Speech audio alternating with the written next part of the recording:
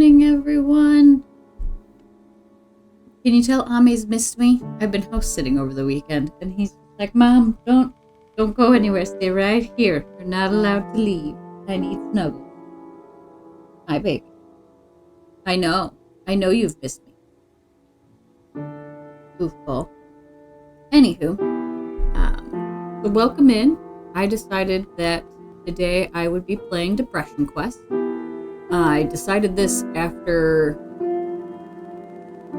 having an awful fucking week with healthcare providers because I was treated very horribly recently by not by a healthcare provider, but by their office staff.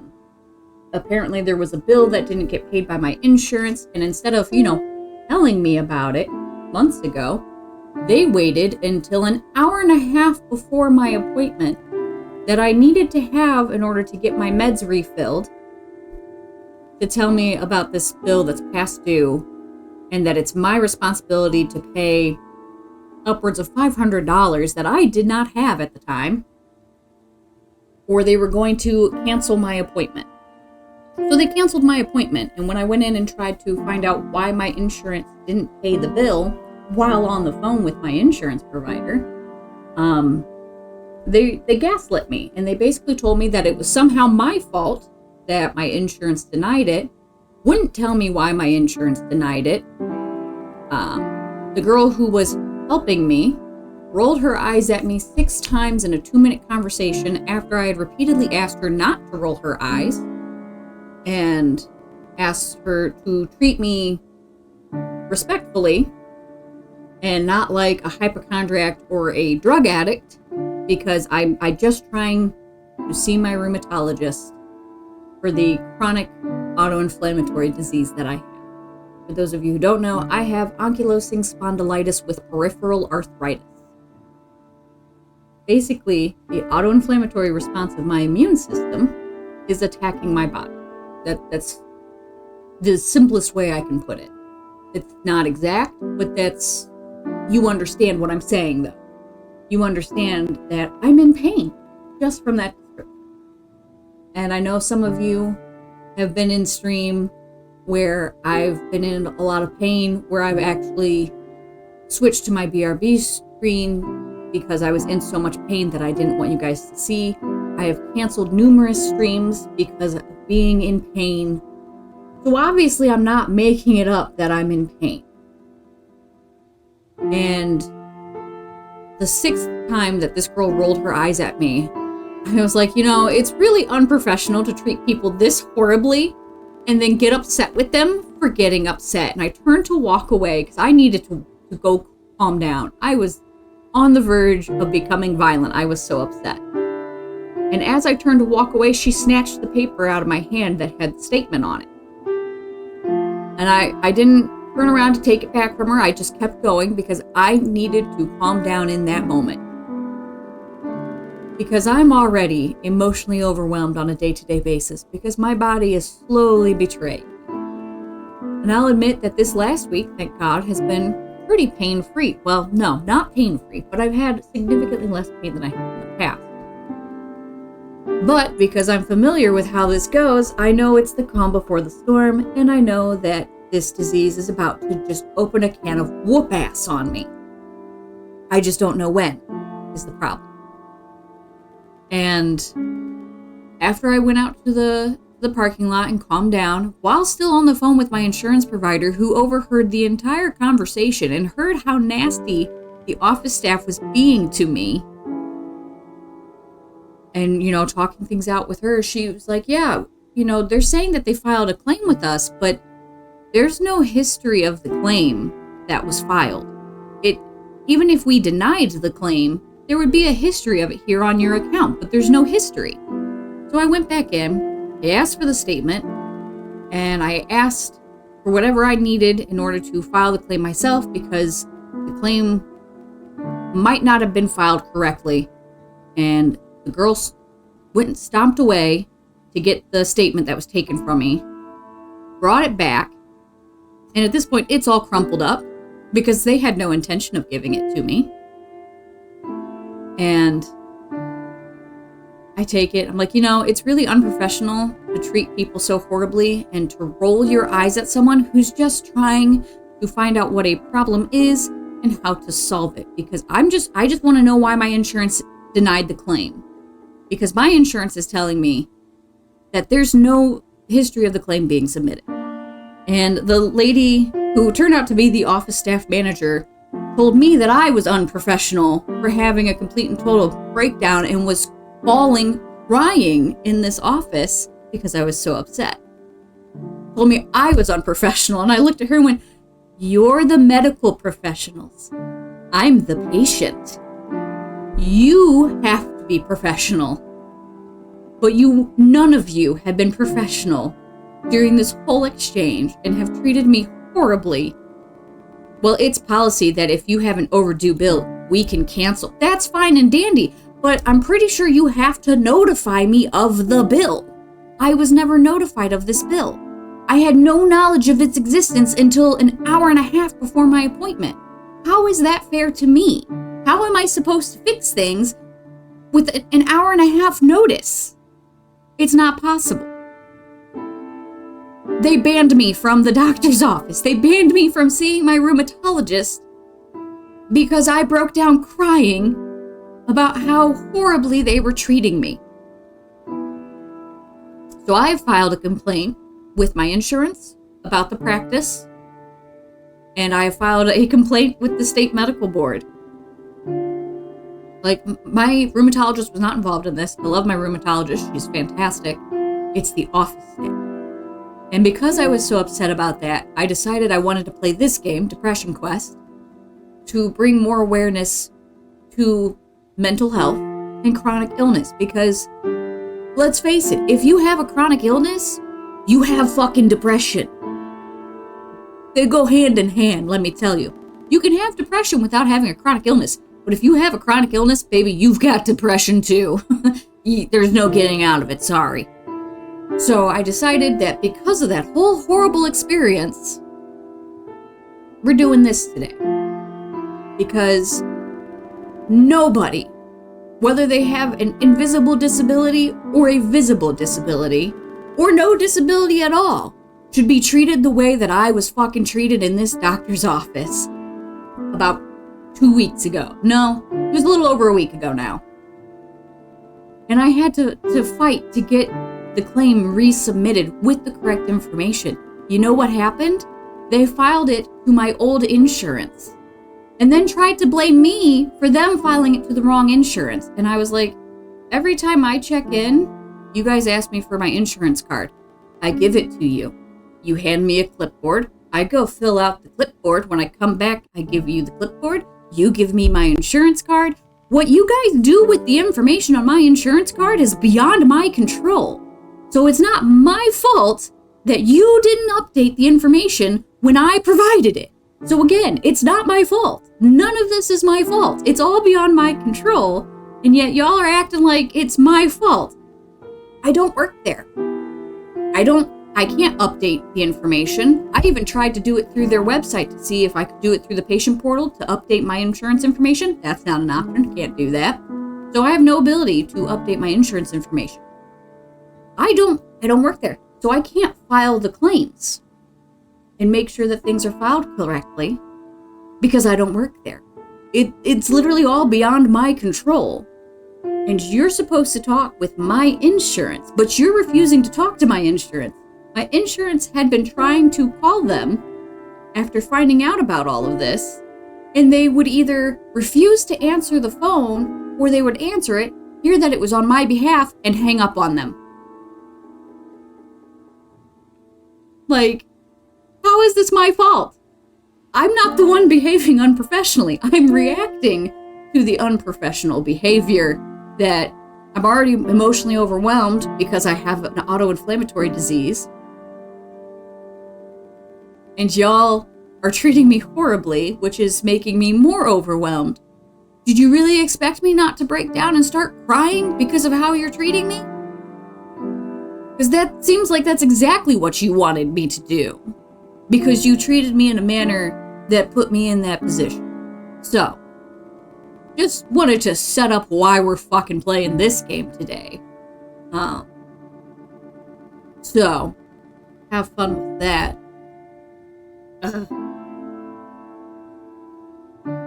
Sorry for the long-winded explanation of that. But Depression Quest is an interactive non-fiction about living with depression. Non-fiction. About that. Anywho, so let's get into this before I have a mental breakdown from thinking about how horribly the office staff treated me. Like, that was just fucked up. Okay. Its emotional character is probably mostly indescribable, except as a sort of double bind in which all of the alternatives we associate with human agency, sitting or standing, doing or resting, speaking or keeping silent, living or dying, are not just unpleasant, but literally horrible. David Foster Wallace. Okay.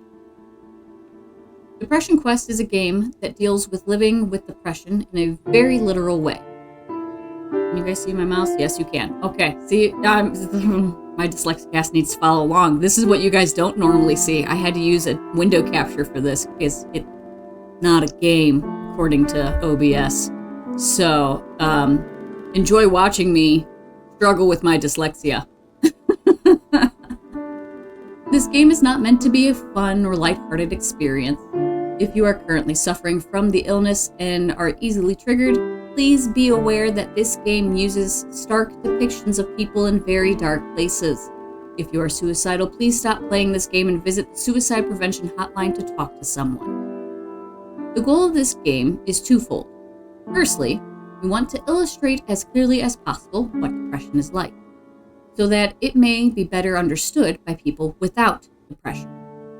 Hopefully, this can be something to spread awareness and fight against the social stigma and misunderstandings that depression sufferers face. Secondly, our hope is that in presenting as real a simulation of depression as possible, other sufferers will come to know that they aren't alone and hopefully derive some measure of comfort from that. It goes without saying that because of the very nature of depression, it is experienced differently by every person who suffers from it. We aren't trying to say that this is the best or most accurate representation, merely that this is an amalgamation of the experiences of the developers and several people close to them. Many of the following encounters deal with issues such as therapy, medication, handling a love life, and reaching out to support networks. In reality, less than half of depression sufferers actually seek treatment, for reasons such as lack of money, perceived personal failing, or public stigma.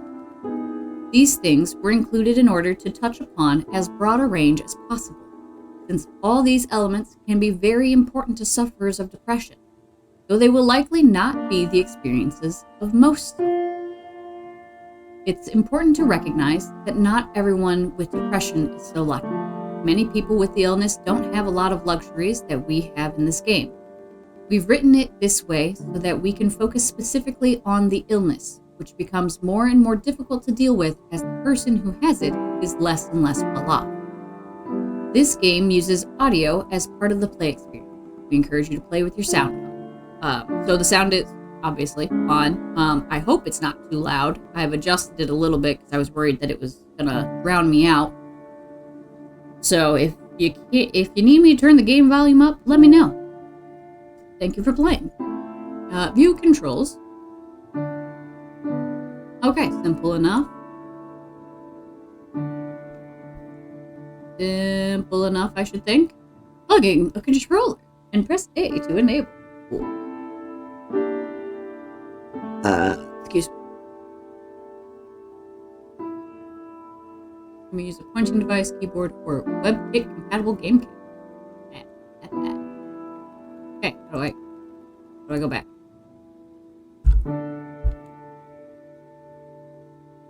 Oh, the return button that I didn't see up there. Okay. Let us begin.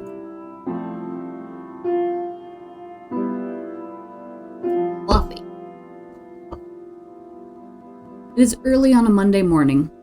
You are a mid-20s human being. You have a significant other named Alex, who you are rather fond of, that you have been seeing exclusively for the past few months. The rest of your social circle consists of a variety of friends and acquaintances, some of whom you met at your day job, which is a little boring but pays the rent. You'd like to be doing more with your life, as would your parents, but you're still in the process of figuring out what that means and how to go about it. You are also dealing with motivation issues that sometimes make dealing with these things difficult. You feel like this is probably your fault, and on bad days can feel inwardly angry and down on yourself for being lazy, but you're not quite sure how you can break out of it, or how other people deal with these feelings and seem so very functional. You spend a lot of nights fixating on thinking about this, but never seem to do anything about it other than lose sleep. It's an unreasonably warm Wednesday evening. You've spent the past several hours at work. Past week or so, you've found your job motivation flagging more so than usual. You've been in a fog practically all day today, simply going through the motions without realizing even what you've been doing half the time. And yet, time seemed to be moving at half speed. You're so checked out that when your boss approaches you to tell you that it's dead and you can go home early, it barely registers. As you walk home, the streets hiss from the recent rainfall. You know that your significant other will be in classes until late, another couple of hours at least. You briefly consider using this serendipitous solitude to catch up on that project that you've been working on haphazardly for the past few months. As soon as you think about the work that awaits you at home, you can feel the panic creeping in from the back of your brain, unbidden. All you can think about is how incredibly far behind you are, and the amount of work seems nothing less than insurmountable. By the time you arrive home and change out of your uncomfortable work clothes, the stress is weighing down on you like a heavy, wet wool blanket. Your computer seems to be staring you down from your desk. You want to sit down and work, but the mere thought of trying to work sends your stress levels flying. More than anything, you feel suddenly and absolutely exhausted and feel a strong desire to simply hide in bed. Okay. Interesting that that's crossed out already. Do you order some food, grab a drink, hunker down for a night of work? Well, apparently they've made that decision for us. We're not doing it. Reluctantly, sit down at your desk and try to make yourself do something. Turn on the TV, telling yourself you just need a quick half hour to unwind from work. Crawl into bed. You're so stressed and overwhelmed you couldn't possibly accomplish anything anyway. You are depressed. Interaction is exhausting, and you are becoming more and more withdrawn. You are not currently seeing a therapist. You are not currently taking medication for depression. I know I do this a lot. This is what I do. Whenever I come home and I'm feeling exactly like this is what I do. And it's never a half hour. It's never a half hour. Oh my god. It ends up being all fucking day.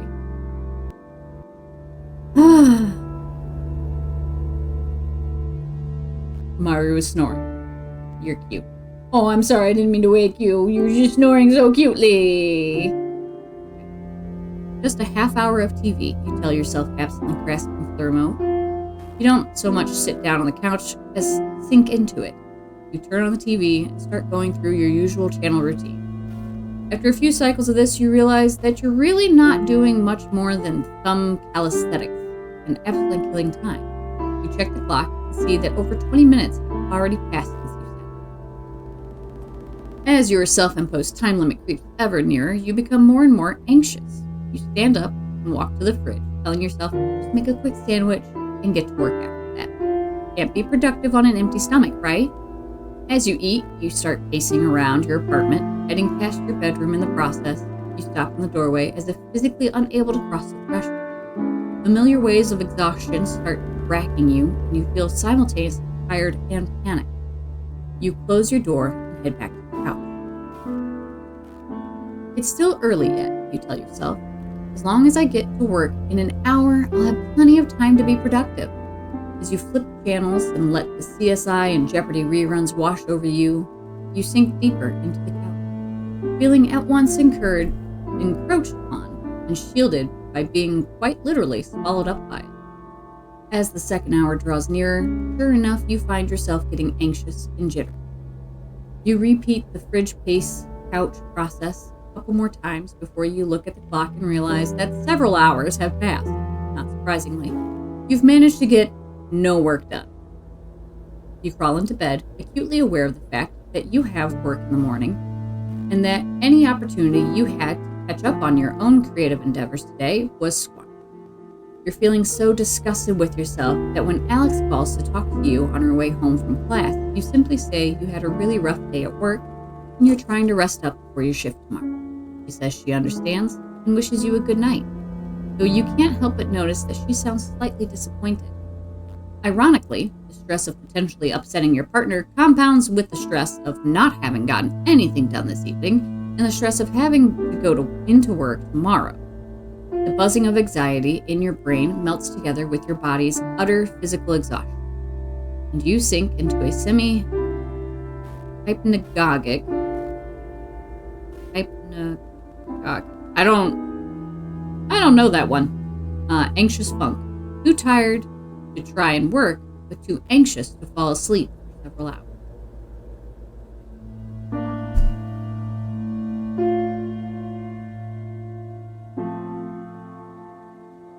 Boy, this is going to make my voice tired today. It's a mild Friday afternoon. Alex calls you from one of her classes, telling you that there's going to be a really awesome birthday party tonight at her apartment that one of her roommates is throwing. You've hung out with this roommate a few times with Alex, and you get along well enough, but aren't particularly close. You don't have to work in the morning, and you've got nothing else in particular to do tonight.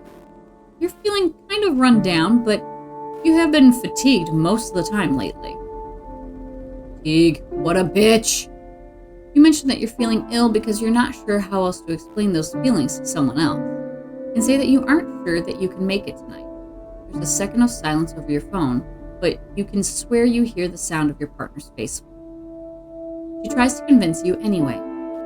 You haven't seen her this week, and she sounds pretty insistent that you come over.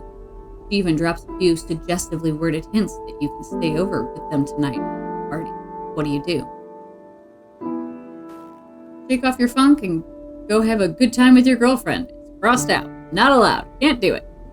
Agree to go. Say that you're really just not feeling well and can't make it. Agree to go. Although, personally, I hate when shit's sprung on me last minute.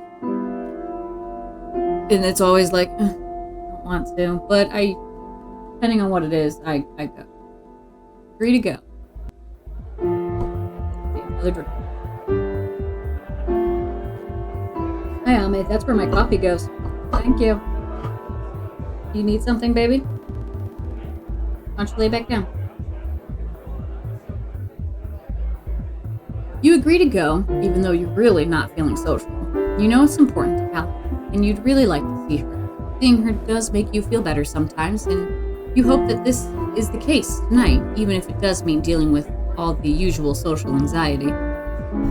The time to leave rolls around, and you grab your overnight bag. Alex's apartment is a short walk away, and there are already people hanging out on the porch. You feel your chest tighten as you approach the building and try to steel your nerve. You quickly find your partner, chatting away with the birthday girl, and Alex immediately lightens up when she sees you. I'm so happy you came. I wasn't sure if you were going to make it. A young man taps her on the shoulder, and she turns back to you to apologize and let you know that they have to do something for the party. Alex hands you a beer and plants a kiss on your cheek before going off to deal with whatever came up. As you look around, you don't see anyone you recognize. Ugh! Awkwardly stand in the same spot, unsure of what else to do. Put your bag in Alex's room and avoid the crowd in there for a while. Cling to the back wall, sip your beer, and wait for your girlfriend to return. Proceed to drink in earnest, hoping it makes you less uncomfortable. If I have stuff that needs to be put up, I'm gonna do that before I do anything else. I don't mean to hide. Usually I'm pretty good about just putting the stuff where it goes and then coming back.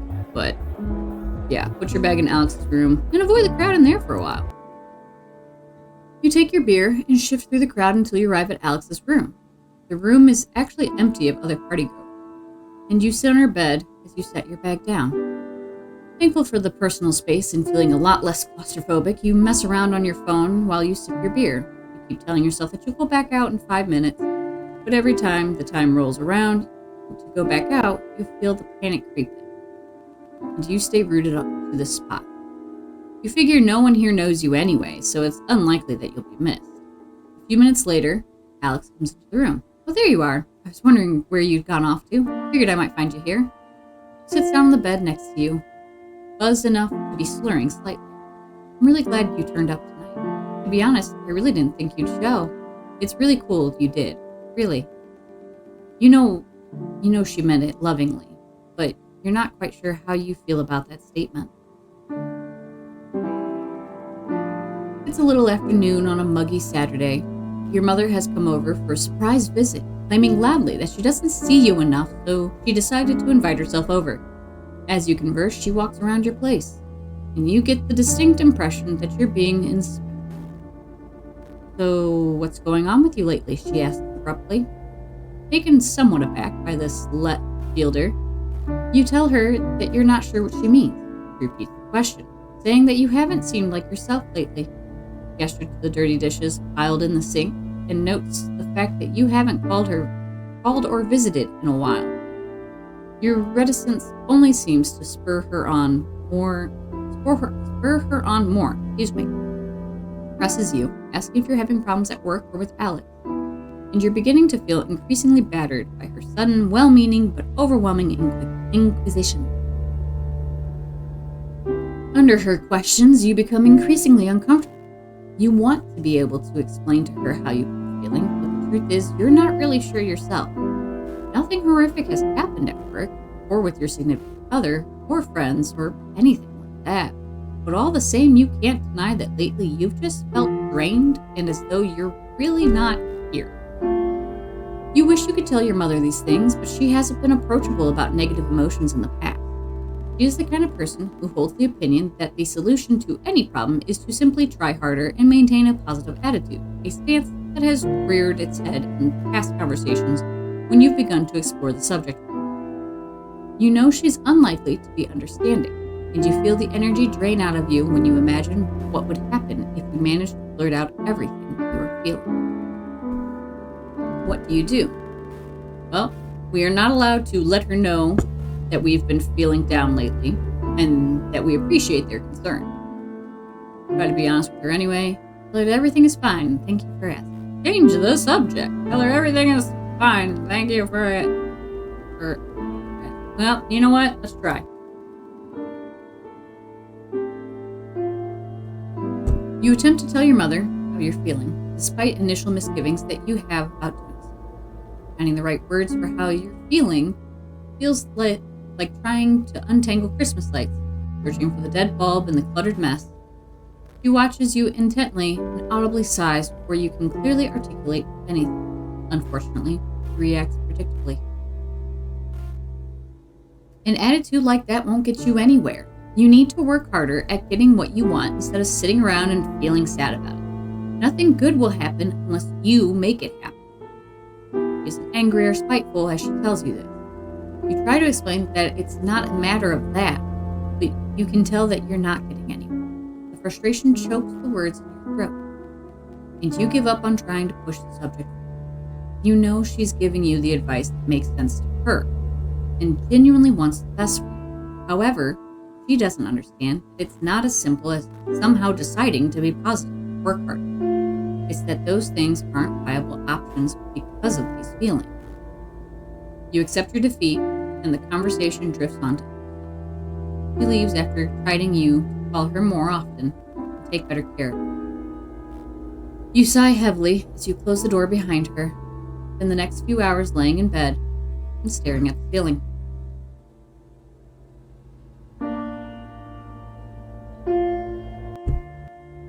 It's a lazy Sunday morning. You are idly clicking around online as your phone rings. Sam, a coworker of yours that you're friendly with, asks how you are and makes hurried small talk. You typically only ever talk to him on the phone when one of you needs a shift covered, so it's slightly awkward. You're waiting in anticipation for him to ask you to come in on short notice when he veers the conversation in a completely different direction.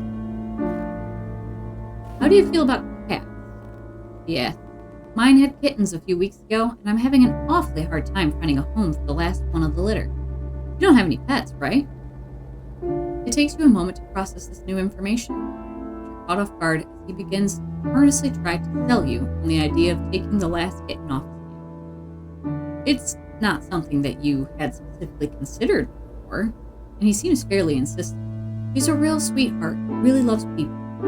She's got all her shots already taken care of, and the vet said she's healthy as a horse. I can bring her over by your place tonight if you're interested. You look around your apartment and try to picture a cat in it as he continues to tell you about how cute she is. You tell him that this is all kind of sudden, and that you don't have anything for kitten set up. Oh, don't worry about that. I can bring over a litter box and food and all that since you'd really be helping me out. Oh, fix. It's the least I could do. I just don't want to put her in a shelter. You can't help but feel you're being guilt-tripped. But you decide to give it some serious consideration. It does get awfully lonely around your apartment, and it might feel less empty with a cat around. However, since you've been feeling so down, it might not be a good idea to take on the responsibility of a cat, even if they are fairly low maintenance. The reason I get out of bed.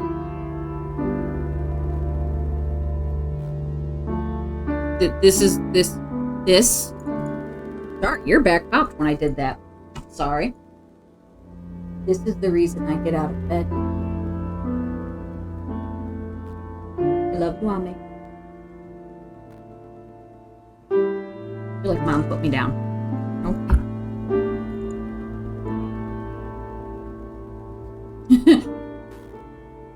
Take the cat knowing full well you can take great care of it. Well, I definitely take good care of you. Mwah, baby. Decline even though you'd be totally capable of taking care of it.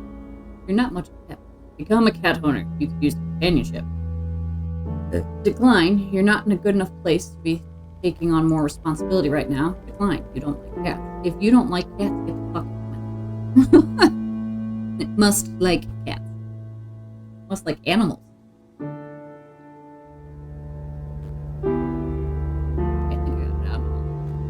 Become a cat owner. You accept the offer of the kitten and hang up shortly after, making arrangements for when your coworker can drop her off. The only downside, cat hair. After hanging up, you worry about if you've suddenly taken on a responsibility that you can't handle and hope you don't make a small animal suffer for it. You're not entirely sure what to expect, and you spend the rest of the afternoon researching cat care online and trying to think of a name. The evening rolls around and you hear a knock at your door, startling you out of reading Wikipedia entirely too hard. You take possession of a small, terrified black and white kitten in a carrier, along with everything you need to start taking care of her. You take her into your bedroom, close the door, and open the door of the carrier excitedly. She cowers in the back of it and you back off. Feeling slightly defeated, you remember what you researched on introducing it to a new home, and leave her alone to go mess around on your computer, hopefully checking over your shoulder every so often to see if she has come out yet. She hides inside her carrier, periodically making sorrowful cat long enough for you to start worrying that she already doesn't like you. But by the time you go to bed, she's curled up at the foot of it, eyeing you nervously before falling asleep. Well, if she fell asleep, that means that she is comfortable with you. So, over the next few days, you gain her trust and she begins affectionately following you around, sleeping on you, and hopping up on you anytime you sit down to work. It's late Friday afternoon, and quitting time is just around the corner. A bright, clear day is giving way to a still, temperate evening. You can hear your coworkers all around you anxiously making plans for their evenings and weekends. But you're really looking forward to just going home and resting after what's turned out to be a very long and taxing work week. Just before the end of your shift, you get a call from Alex. It seems a group of your mutual friends are heading out to a nearby pub for dinner and drinks to celebrate the end of the week, and they want to know if you'd like to come along. You tentatively tell her that you're emotionally exhausted from the work week, and a social outing like that would just take too much out of you tonight. You encourage her to go and have a good time, since you know it's been a while since she's gone out with friends, but the effort feels futile since you know that she isn't going to go without you. A couple of hours later, the two of you find yourselves in a familiar position. On the couch, some comedy shows on Netflix, a box of pizza open on the coffee table in front of you. As you look across the couch at her, you start to feel anxious. You feel bad about effectively forcing the two of you to stay in tonight again. While you are always appreciative of your partner's efforts to take your feelings into account and help make sure you're socially comfortable, you sincerely worry that you're holding her back from enjoying a more fulfilling relationship. While she does seem to enjoy spending time with you, as the two of you sit in comfortable, almost contented silence, watching old shows you've each seen 2 or 3 times before, your ever-increasing fear that your relationship is becoming one-sided weighs more and more heavily on you. You feel more than ever like a burden or a reward to her, and it's virtually impossible for you to see what value you could possibly offer to her in return. First of all, this nagging fear has made you feel more self-conscious than ever, withdrawing ever inwards, and you've started to pull away even from Alex herself. So we can't, despite the bad times your girlfriend sincerely loves you, relationships are a two-way street, and you resolve to always be there for her like she has been for you. So we're not allowed to do that. We can't tell Alex how important she is and enjoy our evening. Ask Alex if she's happy with your relationship. Don't say anything. You're already worried about her being upset with you. Nope, let's ask.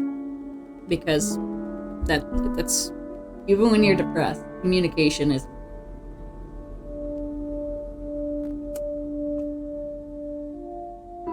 You look over at Alex, who hasn't noticed you watching her yet, and you try to. I think it's supposed to say phrase. Praise. Okay, never mind, I get it. Praise the expression on her face. You worry that it's one of sheer boredom and bare talk. You wonder if she's thinking about all the fun things she could have been doing tonight if she wasn't trapped on this couch with you, ordering from one of the same 3 takeout places that you always order from. A sense of disappointing her creeps over you as you picture what the night could have been if you had just accepted the invitation she made earlier. I know this is a pretty boring Friday night for you. Are you really happy being with me? Being like this? She turns to look at you, forehead wrinkled. Why do you ask me that so often? You feel her body stiffen and pull away from yours just a little. Well, I mean, you start, but are unable to think of what to answer. Probably silly, but it's reassuring when I hear that we're on the same page. I want to make sure I'm right for you. I know it's not what you'd usually be up to. I don't know, I guess I get kind of worried that you're getting bored sometimes. Never mind. I think this is because that is a concern. Alex sighs. Look, if that were the case, I would let you know. I don't think you're bored. You're more of a homebody than I am. I'm learning how to deal with it. Deal with it? You think, repeating in your mind. Does she see you as a problem to be dealt with? You try to pick her reply apart in your mind, and all of your conclusions lead to your previous worry that you're holding her back. You begin thinking that the phrasing was chosen without too much deliberation, and that despite her attempts at reassuring you, the slip of the tongue revealed her true feeling. As you picture how much fun she would be having right now if you had only accepted her invitation and managed to somehow get over your reservations and anxieties, despite not knowing how you would go about that, she cuddles back. Thanks for putting up with me, you say, staring at the TV without actually watching it. She sighs in response. It's a breezy Sunday afternoon. You've allowed Amanda, an old friend from school that is in town for the weekend, to talk you into leaving the house for coffee. You meet her in a small cafe and talk about what you've been up to since you've last seen each other, and you can't help but feel like they are a lot more accomplished and interesting than you are while listening to them talk about their life after school. Sorry, I need to adjust. When it's your turn to brief them on your activities, you feel anxious and ashamed and give a very abbreviated version. You try to talk about your job as little as possible, and you feel incredibly boring while you describe it, despite her expressing sincere interest in you and your life. Amanda has known you long enough to read your mood and tone of voice. She leans in to ask a question while gently touching your hand, a look of genuine concern on her face. What's wrong? You suggest a change of location and confide in her honestly? No. Test the waters and open up a little, hoping she'll understand? No. Insist that nothing is wrong and change the subject. Tensely ask what she means by that. Notice that your hands are shaking.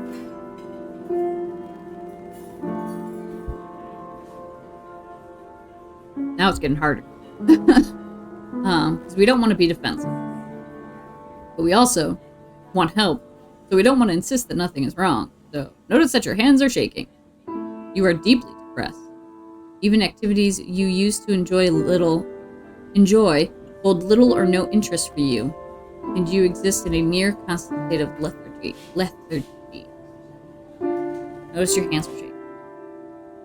It's such a small question, but it feels like a blow to the gut.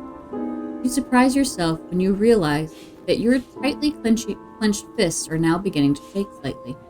Despite your best efforts, you feel tears begin to sting at your eye.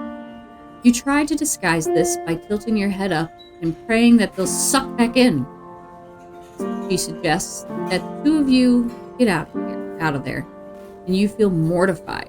She offers to go back to your apartment with you, but the two of you end up talking in her car for 2 hours. The words just pour forth from you. See, a friend who's known you for a long time and can tell something is wrong, that's a good person to confide in. Amanda seems unsure of what to say at times, but she listens and rubs your back as you sob and talk. She asks if you've gone to a doctor about this, and you admit that you haven't. She mentions that her mother is seeing a very good therapist in town and offers to ask her about it. You're not thrilled about the idea of going to a therapist, and even less thrilled that Amanda might be telling someone about your problems. But she persists and tells you she'll email you the doctor's contact information in a week. It's a glaringly sunny Monday, and one of the few days that your brother Malcolm is in town and free long enough for you two to actually see each other.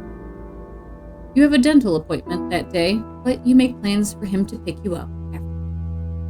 Your appointment takes a little longer than expected because your dentist tells you that you've started grinding your teeth in your sleep to a worrying degree.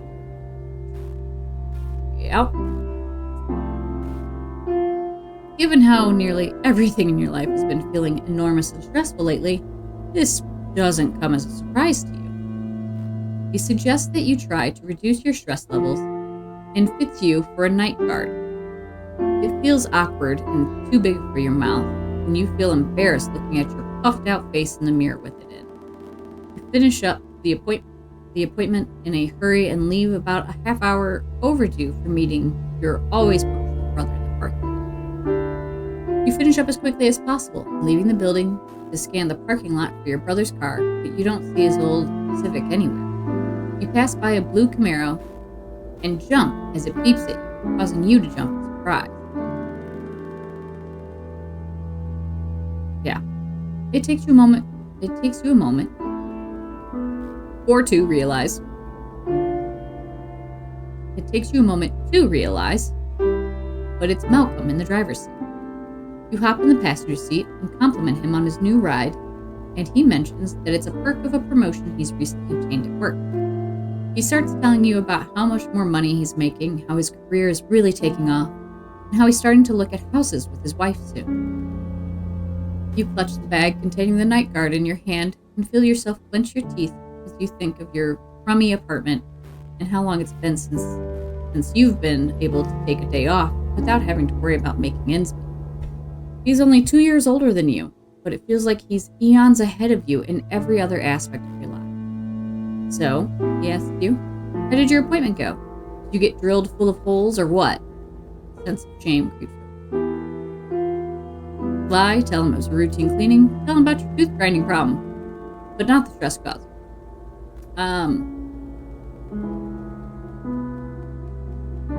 So I tell my sister pretty much everything.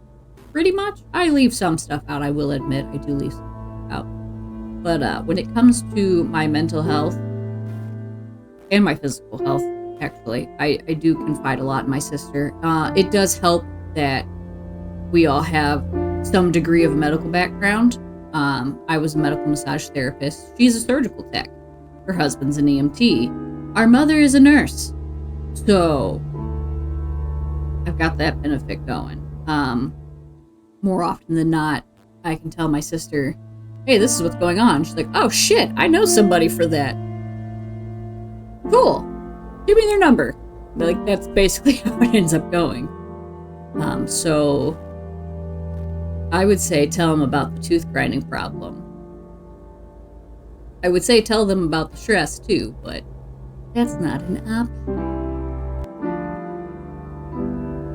Oh, excuse me.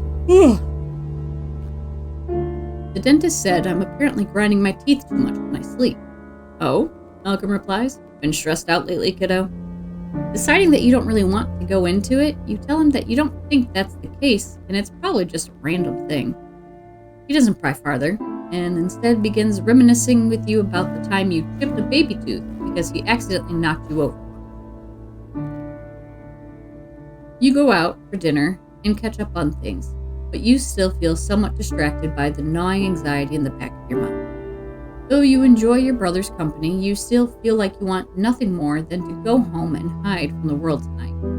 It becomes hard for you to try to stuff all of your horrible feelings down and go emotionless when someone like the dentist can see a fraction of what goes on inside. It leaves you feeling embarrassed and weak, and you hate yourself for feeling that way. You wonder if you're really fooling anyone into thinking you're a normal person. And then you wonder if your brother knows and is hanging out with you out of pity tonight. After he drops you back off at your apartment, you throw the night guard out. You throw the night guard out. Blech. You can't stand to even look at them. I was supposed to get fitted for one, and I'm just now realizing that we never did it. They said they were going to fit me for one, and then we never did. I got an appointment. I'll mention that to them.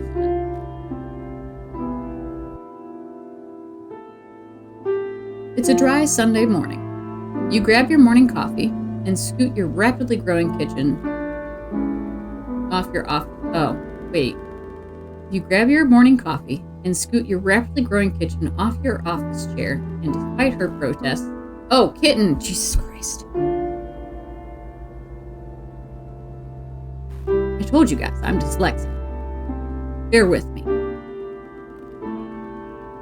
Makes more sense. You grab your morning coffee and scoot your rapidly growing kitten off your office chair, and despite her protests, sit down at your desk to check your email. A new message pops up in your inbox almost as soon as you do. It's from Amanda, and you remember your meeting in the cafe and awkwardly bringing up your feelings to her. Subject: hey buddy. It's not actually close enough. Hey, sorry it's been a few weeks. I meant to get this to you sooner, but it took a while for me to get a hold of my folks back home. Dad told me to say hi, by the way.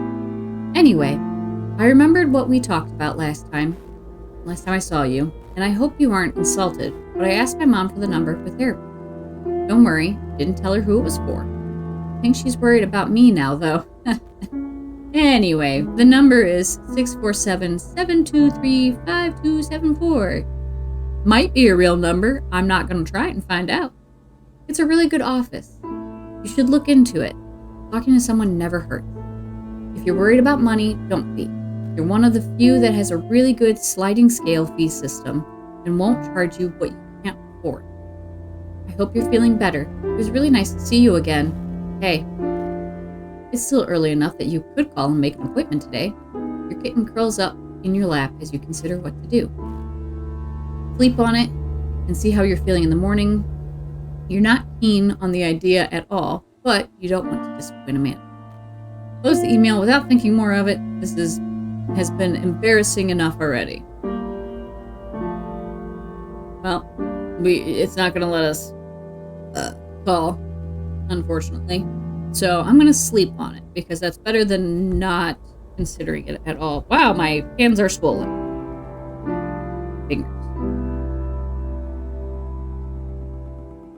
Gotta love having an auto-inflammatory disease. The thought of picking up the phone and calling someone about this right now is overwhelming. Sure, you're having a hard time lately and have motivation issues, but are you really in need of therapy? Shouldn't you be able to just get over it yourself? What if they put you on medication that makes you feel like a zombie? What if you go and the therapist looks down on you? What will Alex think about all this? Trying to think about all these things at once makes it feel like a very big deal, and you decide to take your time to think about it. The rest of the day passes quickly, and that night you have a hard time trying to sleep because your brain is too busy thinking about all these things and imagining all the ways it could go horribly wrong. The next morning, you check your email again with blurry eyes and blurry eyes, and there should be a space there, a mewing kitten. Amanda's email is still there, seemingly waiting for you. You are no more decided than you were yesterday. What now? Sorry, you're putting my hand to sleep.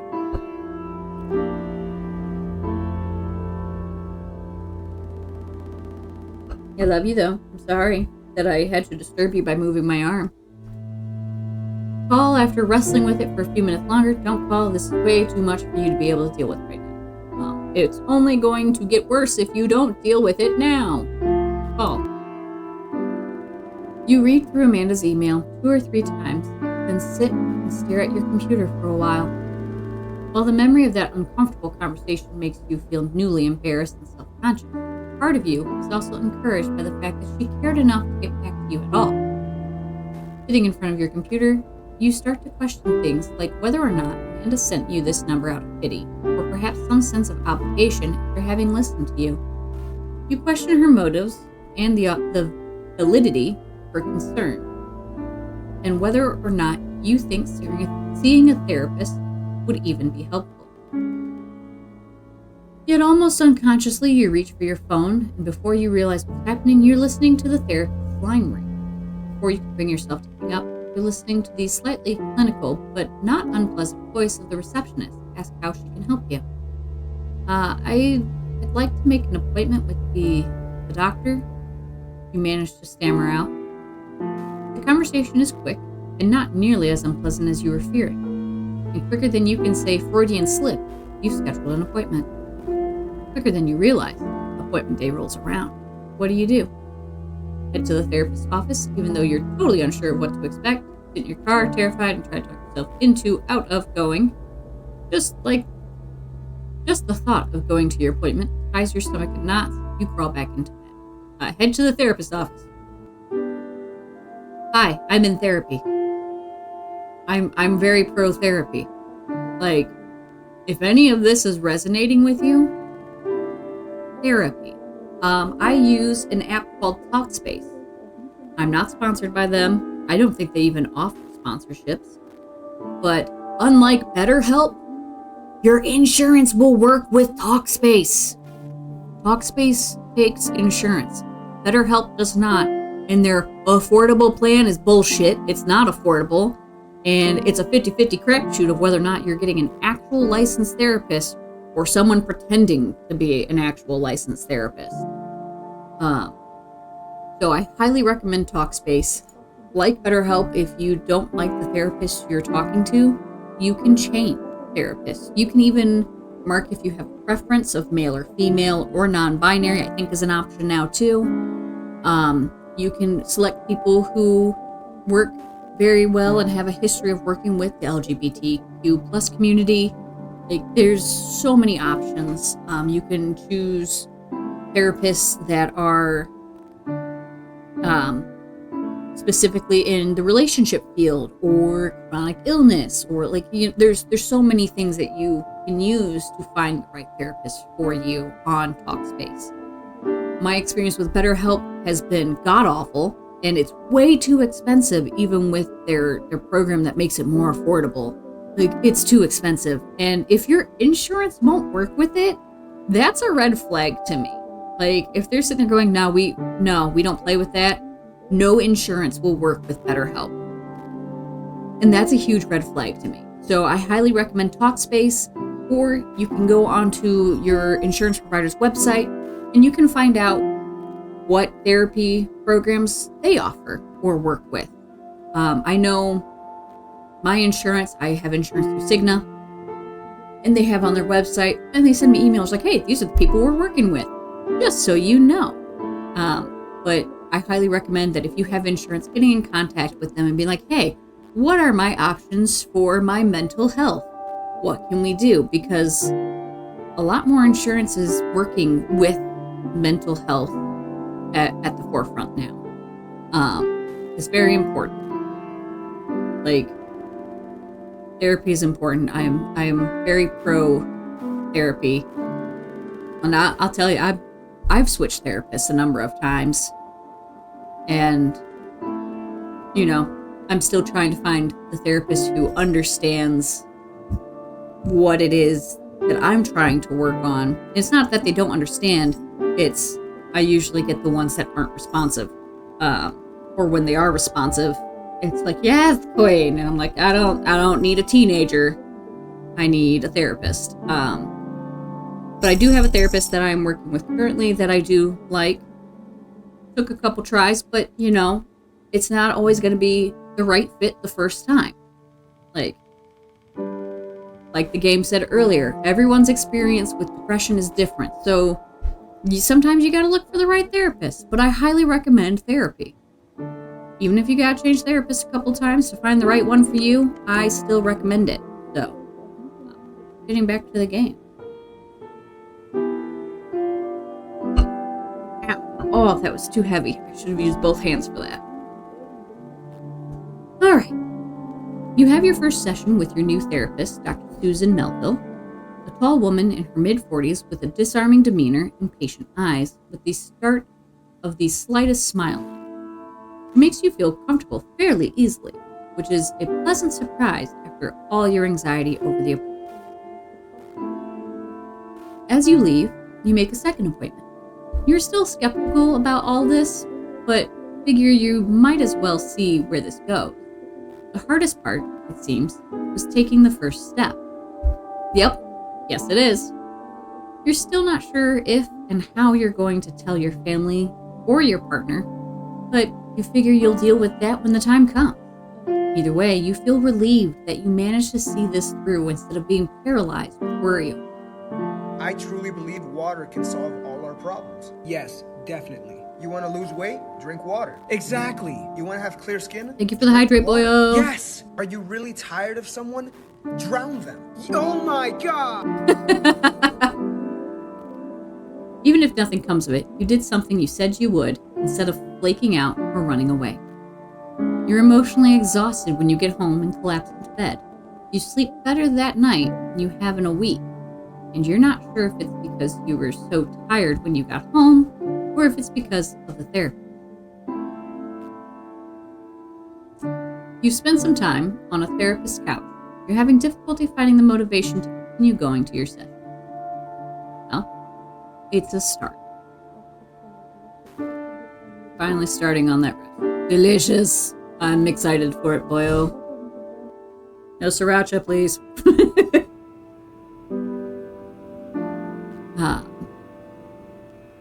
You know what? Since we're starting a different day, I'm actually going to take a stretch break. My hands are very swollen right now, so I'm gonna go put some lotion on and see. I have no idea what that word was supposed to be, but okay. I'll be back in a moment. I gotta go take a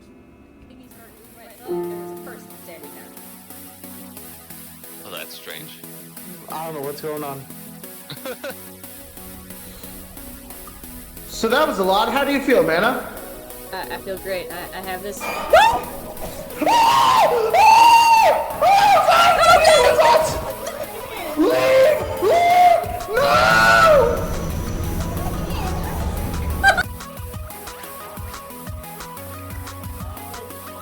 It's a thumper!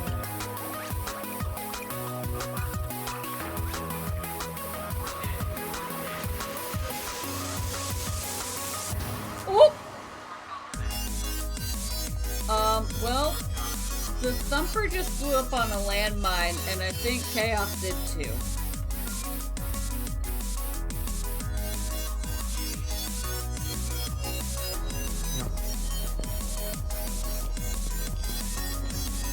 Listen, I am short, you jerk! No! I can't get it! You dick! How dare! I really can't get it. Yeah, I can't either. No! Jerk. There. Hey, Manna. Fuck you.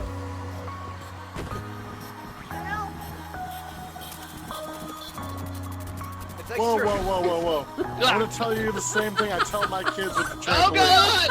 Get the stick off the trampoline! Oh shit! That was awesome. I did. And I have an upgraded spear.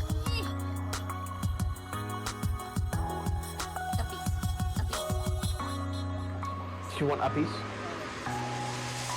Need to go.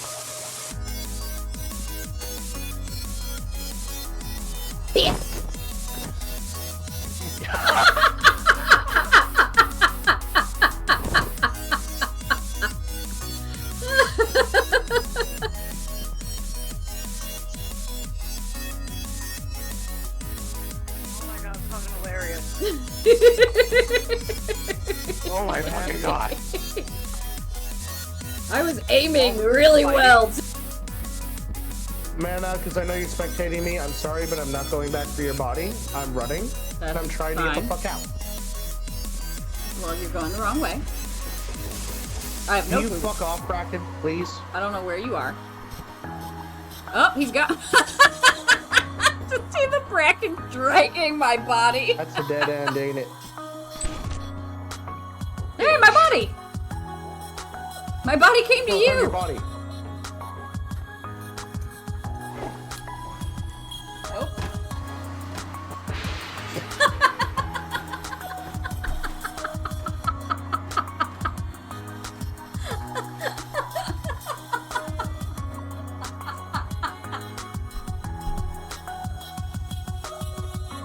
Alright, time to play another game. What are you doing to that trampoline side?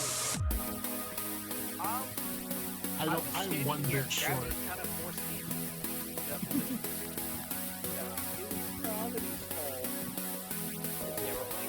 I've watched the anime with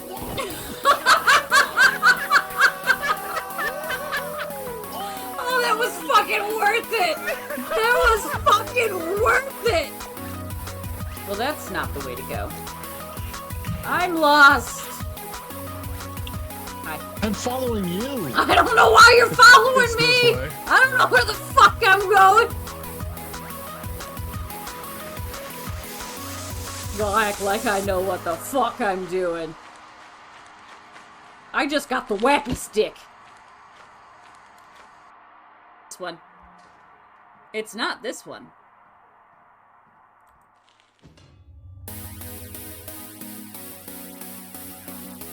Holy shit! Wait, no! Okay, hang on.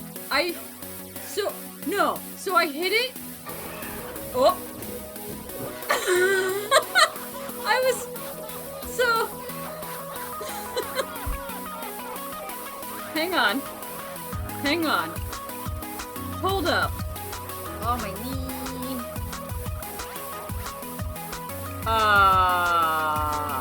Bitch, excuse me? You ain't even in the hospital. What the fuck? Why the fuck was Samara from the ring just crawling outside of the hospital? The fuck? Somebody clip that, please. Oh yeah. We need more. Oh yeah. Yeah, just a bit. We're halfway there. Oh, no, shit happened there. Yeah, we're halfway there.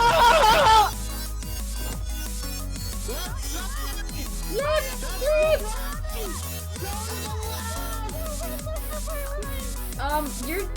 I don't know what's going on my side. You're not even on your feet. You're right there! Come on! Oh my god!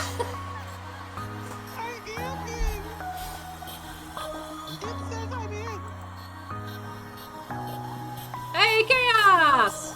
Hey! So... There's one of these around here.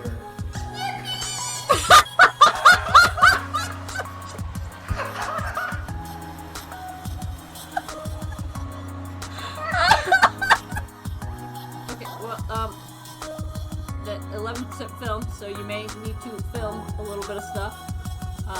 You know, pointing at the turret dog. One of us dies, recorded. Let's just try to stay ahead of that so it doesn't shoot us. Oh god. Still with me?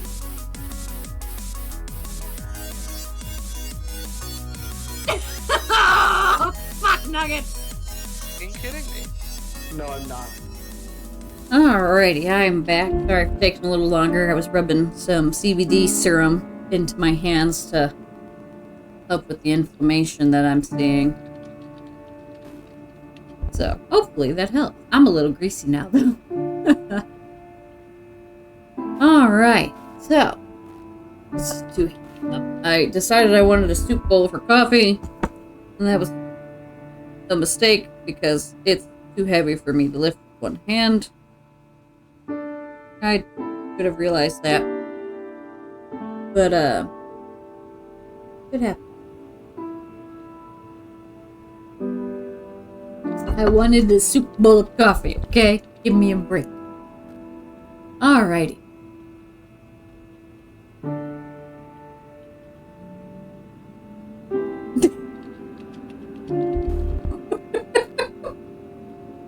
Ame, what did you do?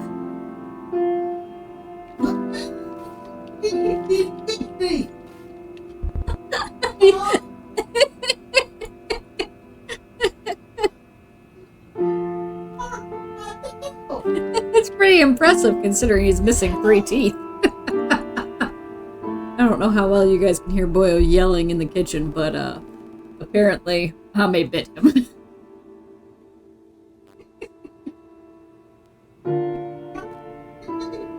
Which is funny because they were loving you before I got home. You're proud of yourself, aren't you? Yep. I don't deny that. All right. It is early on a Wednesday morning. Lately, you've developed a nasty habit of waking up 10 to 20 minutes before your alarm rings, and unfortunately today is no exception. You do that all the time. You lay in bed, each minute getting closer and closer to wake-up time, and passing on a swelling wave of ever-encroaching dread. Not an option right now, so when it comes back, I will do that, boyo. That button is not available currently. Ow, my shoulder. Oh, I find myself wondering if the mic picks that up. Oh, God. Okay. Whew. Excuse me. Sooner than you would like, your alarm blares with caustic inevitability. You frantically pound the snooze button and then retreat under your blanket, as if the warmth of your comforter can shield you from the passage of time. You almost always have difficulty rising from bed, but today that simple task seems nothing short of Herculean. After several snooze cycles, you decide that you just can't deal with work today. You're incapable of even rousing yourself from bed, let alone going into work and having to force yourself through a workday. Not to mention, you've snoozed so many times it would be impossible to make it in on time now anyway. What do? Head to work, at least you can leave early if it gets too unbearable. Call your boss, tell him you're sick and won't be in today. I'm all for mental health days. I am very pro mental health days. In spite of the fact that you know that it's your job and that you should go, you keep finding yourself every step of the way. Every time you resolve to climb out of bed and just go, your body seems to get heavier and your head gets foggier. And you find yourself unable to actually make yourself move. You grab your phone and dial your boss's number, hoping that it's early enough yet that he won't be there and you can just leave a message. Fortunately, after a couple of rings, voicemail picks up and you leave a message explaining that you're sick and won't be in today. As you hang up the phone, you worry that perhaps your message sounds like a lame excuse. You know, they always say that you're not, okay, it's available now, Boyle. Here's your ad time. You're about to get ads. It's Boyle's fault. You're not supposed to go to work when you're sick anyway. Like, if you have a fever, you are not supposed to come in. And this was an argument that I had with one of my managers many times while working in the pet store, because he would come into the store with a fever and like was very clearly contagious with various things. And while I did not know that I had an autoinflammatory disease at the time, I knew that other people that we worked with had weakened immune systems due to existing health concerns, or, you know, the one person who was literally on immunosuppressants because they had to have a massive surgery done that, you know, it was a very serious surgery that they needed to have done, and they had to be on these suppressants leading up to and after the surgery. And like, I was like, man, you're gonna spread it. You're the problem here. Well, I come to work sick and people call off all the time because they're sick. And I'm like, we're not supposed to come to work when we're sick. We're supposed to stay the fuck home and rest so we can get better and not spread the germs around, asshole. I'm like, I don't care if you think that that's a good thing, because it's fucking not. You're part of the problem. Go the fuck. He came to work with a hole in his fucking leg after a fucking rock from a lawnmower went through it. Like, the day after this happened, didn't go to the emergency room, nothing, came into work. And like, I came in, our district manager was there, and as this manager started to get up, I yelled at him to sit down and to elevate his leg. I'm like, you're not supposed to be walking right now. And the district manager looks at me and goes, what happened? I'm like, he had a rock go through his leg yesterday. A freaking rock went through it. It didn't just hit it, it went through it. There was a fucking hole. And he still showed up to work, and the district manager goes, sit down, elevate your leg. She's taking over from here. We've got this. We'll let you know if we need you. I'm like, I'm glad that you're dedicated to your job. That's great. But you're the reason the toxic work environment exists. You are perpetuating the toxic work environment. You two having a good time over there?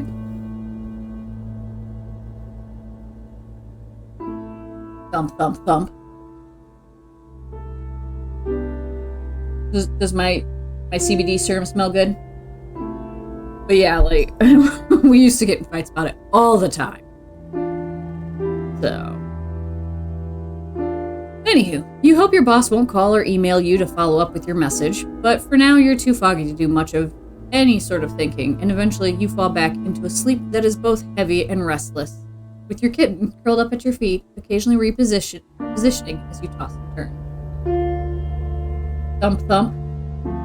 Thump, thump, thump, thump, thump.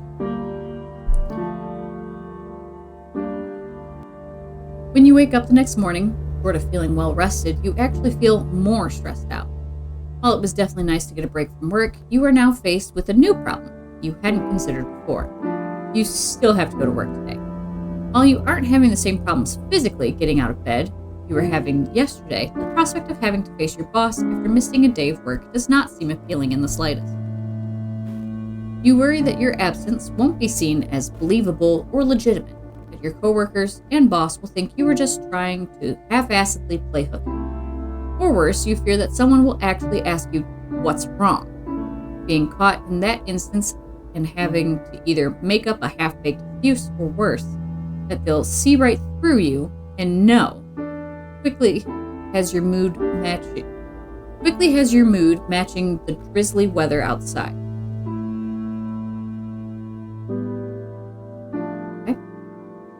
You know that you have to go into work, but your fear of being perceived as either lazy or defective is making you regret yesterday's decision to take the day off. And ultimately, you feel worse for it. Mental health days are important. I'm pro therapy. I'm pro mental health days. Like, you know, especially if you have a doctor or a therapist who is willing to be like, hey, you need a doctor's note for missing work because you needed a mental health day. Here you go. Hand it in. Waives the point system because it is a doctor's note. Anybody who tells you that a doctor's note is not good enough for missing work and tries to give you to penalize you and punish you for taking care of yourself, they are part of the toxic work environment problem. And they legally are not allowed to punish you for taking care of yourself and being sick, especially if you provide a doctor's note. Again, this is something I got in a fight with the one of the managers frequently.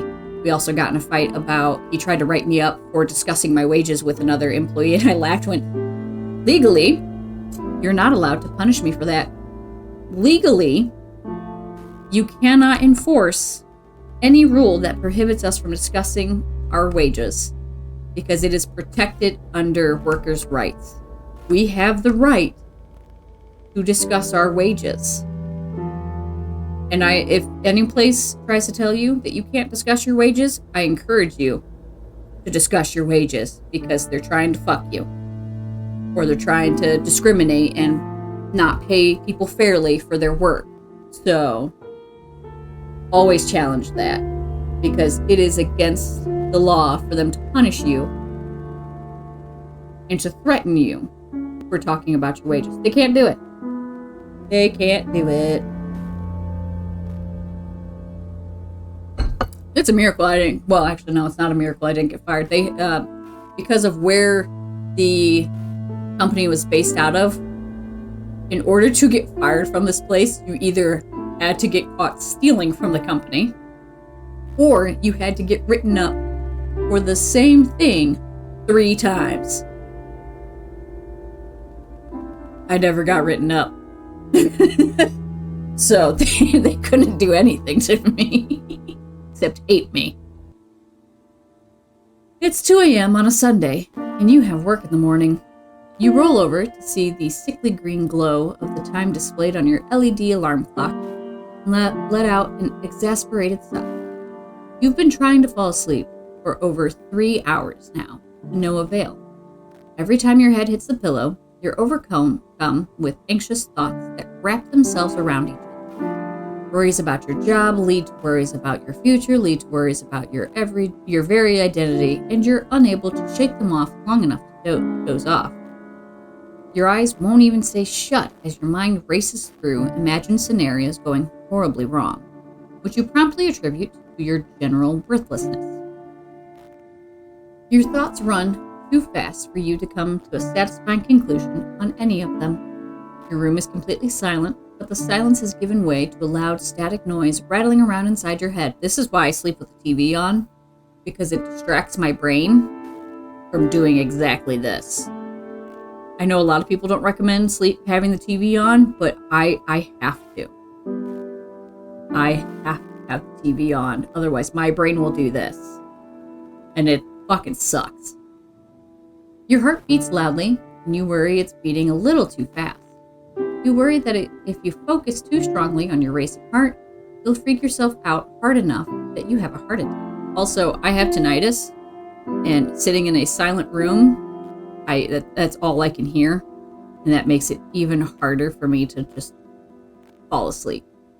Because whenever it's quiet, it's just like, hey, you know that annoying sound that they use in movies and TV shows for like explosions and stuff, that lovely ringing afterwards? Yeah, you're just gonna hear that for 20 minutes straight now. And nothing else. You have to be awake for work in a mere 8 hours, and you know that your work is so much worse on only a few hours of sleep. What do? Oh, God. Force yourself to sleep. Can't do it. Go to bed. It shouldn't be that hard. Yeah, it shouldn't, but it fucking is. Just close your eyes and let it happen. I want your thoughts back off for 5 seconds. 5 seconds ain't enough to fall asleep sometimes. Snap out of it. What's wrong with you? Why can't you stop stressing out for 5 seconds? You're probably going to go into work tomorrow exhausted and fuck everything up and get fired. Go to your computer. Sleep's clearly not happening no matter how long you lay there. Yep. I usually end up reading when it gets so bad that even the TV isn't enough to help. I usually just pick up a book and hope to God I fall asleep.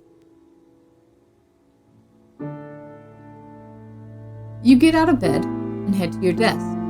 Laying in bed with nothing but your thoughts to keep you company makes you feel like you're going insane. The harshness of the light coming from the screen makes you squint. You turn it on, despite how often you find yourself in this exact situation. There have been so many nights lately just like this. As you begin reading a news story, an online friend of yours IMs you. Attic.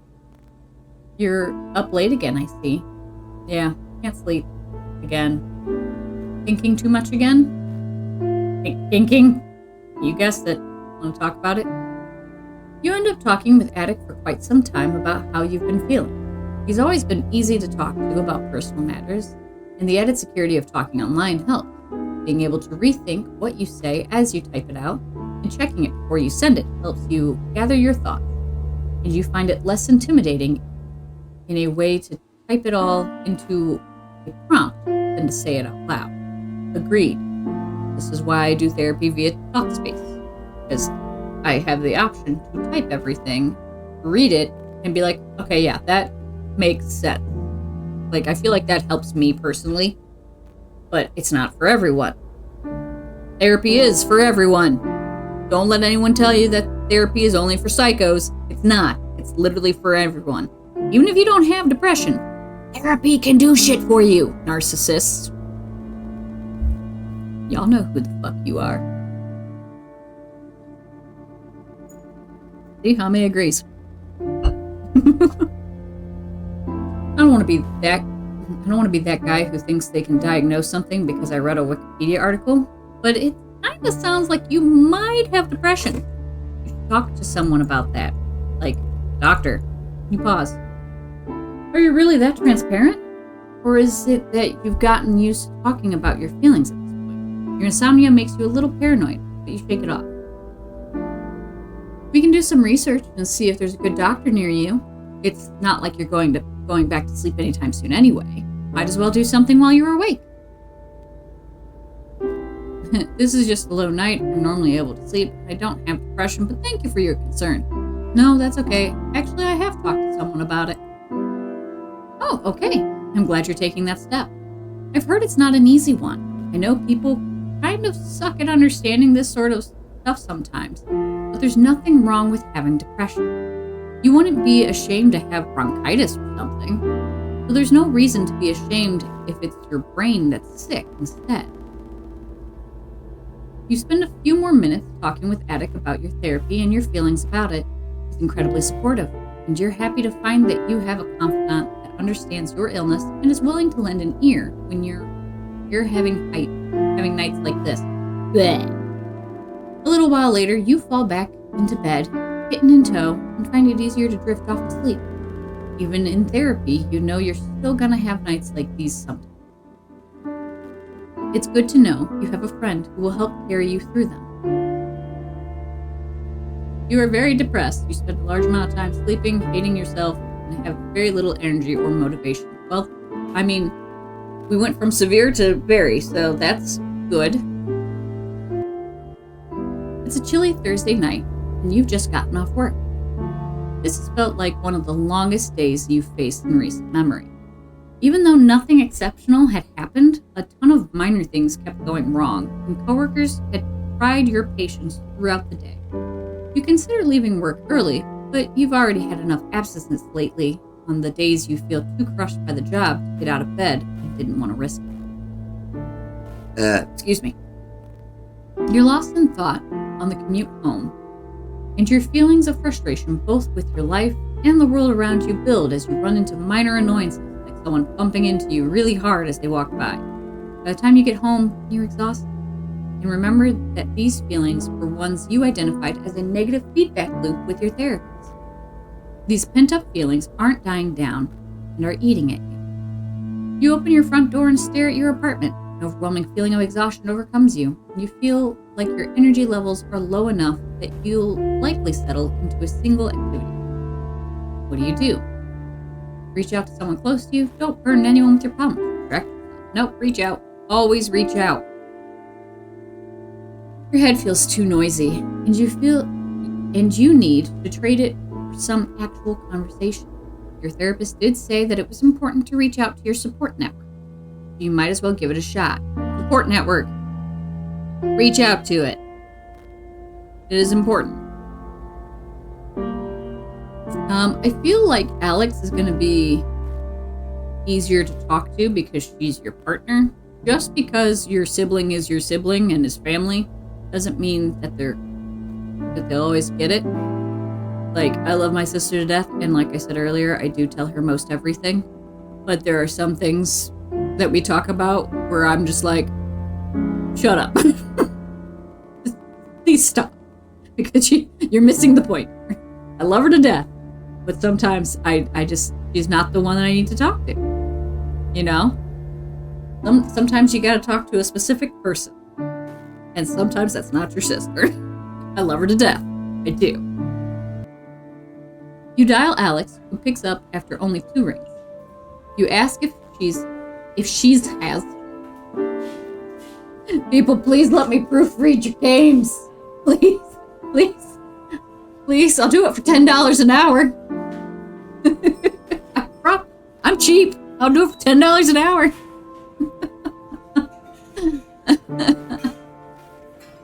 You ask if she has time to talk, and she tells you she's just hanging around in her PJs and is actually somewhat bored for once due to being caught up on her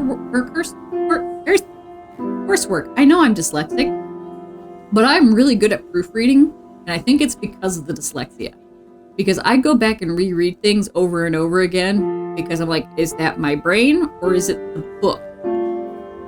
So, like, seriously, I could have completely failed my senior English class and still passed with an A from the extra credit alone that I got from proofreading books. The English teacher actually had to put a cap on the extra credit because of me. She was like, no more.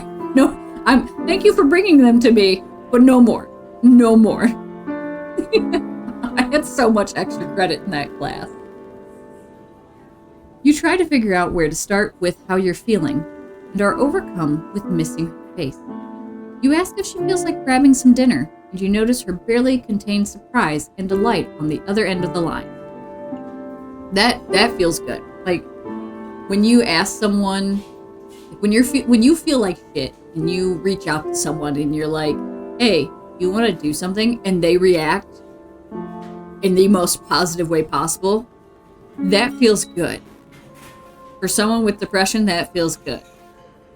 Because it's like, oh, you don't hate me. You're not just putting up with me because you feel bad for me.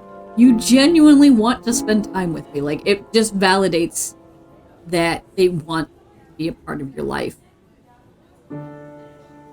And that feels good to me. You meet about a half hour later at an inexpensive diner not far from your apartment. While the food is not great, you're surprised by how much your mood seems to have elevated just being in her company. While at first you were extremely hesitant to talk about your job situation for fear of being burdensome or sounding like a whiner, you see her listening intently to you with what even to you seems to be genuine concern. After winding down with a beer, you cautiously open up a little bit more about your feelings surrounding your job and how drained it leaves you feeling.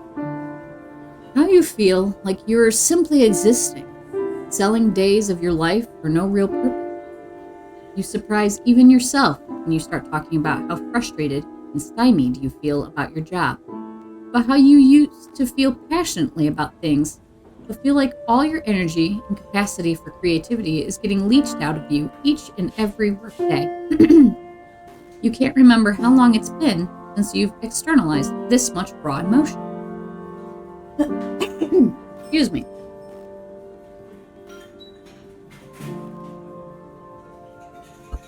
I need to get my voice used to reading this much out loud. I don't normally talk this much.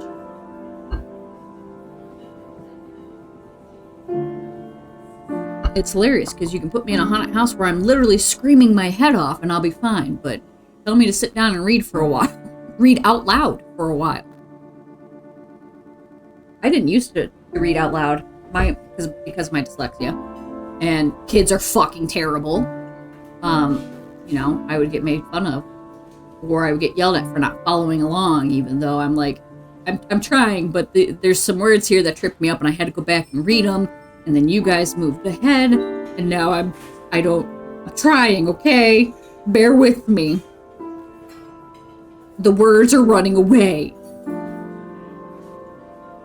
Anyhow, the two of you spend several hours in that diner booth, long after your half-eaten food was cleared and the waitress stopped refilling your coffee cup. As you get up to leave, a sudden wave of self-consciousness washes over you, and you suddenly feel incredibly awkward. Then Alex stands up and grabs you tightly around your waist. You realize that, short of boring her with your seemingly endless rants, she's simply happy to have gotten a chance to spend real time with you.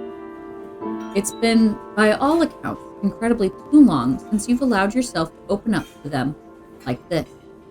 And there's an almost palpable feeling of closeness you allow yourself to hold on to as you go to bed at night. It makes a world of difference.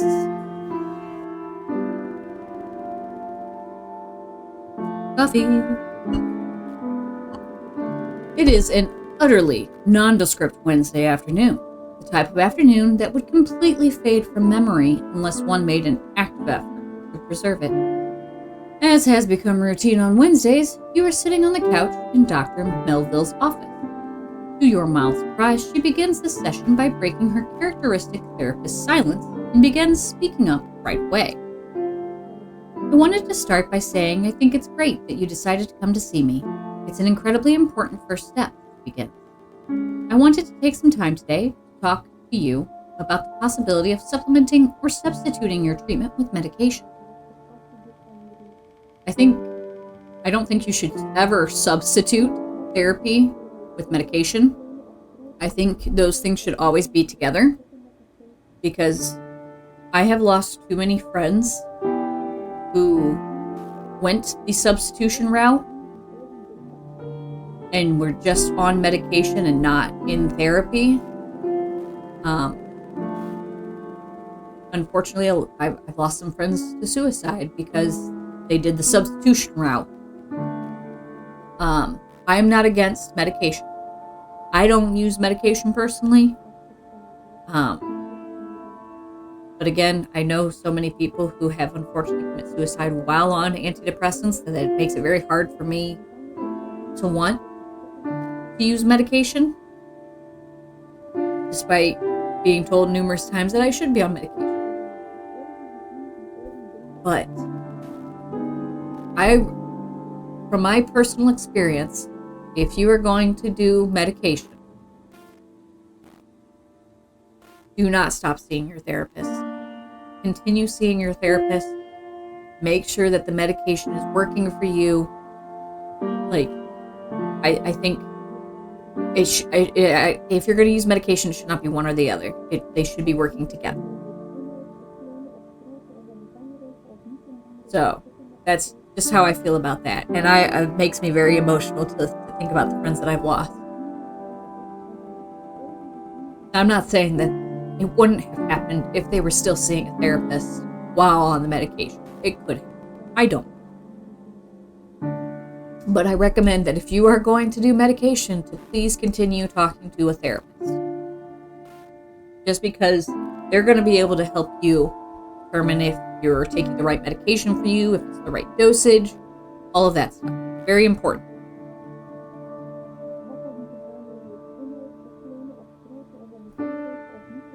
Anyway, the mention of medication makes your ears perk up and you feel your heart rate increasing. You continue. Many people find adding a pharmacological element to their treatment to be very helpful, and some even prefer to take drugs, completely eliminating their need to visit the therapist. Don't do that. Both is better, in my opinion. My personal experience, both is better. Providing you rely on your support network and are still reaching out to people. I would prefer it if we kept talking, should you choose to start medication, so that I can monitor your progress and adjust as needed. But the choice is ultimately yours. I just wanted to run the option by you to gauge what your thoughts on the matter might be. Dr. Melville has just given you a lot to think about. What do you do? Accept the prescription as a way to augment therapy. Tell her you'd like to try drugs instead of therapy. Nope. The thought of messing around with your brain chemicals makes you uneasy. You'll stick with the therapy. This whole therapy thing has always overwhelmed you, and this is the final straw. Done with both. No. Accept the prescription. Also, with all the other medications that I'm on for the ankylosing spondylitis, I have to be careful because some medications will contraindicate other medications. I take 750 milligrams of nabumetone twice a day. It's an anti-inflammatory. Because I take that, I can't take ibuprofen. It's not safe. They could cause me to overdose.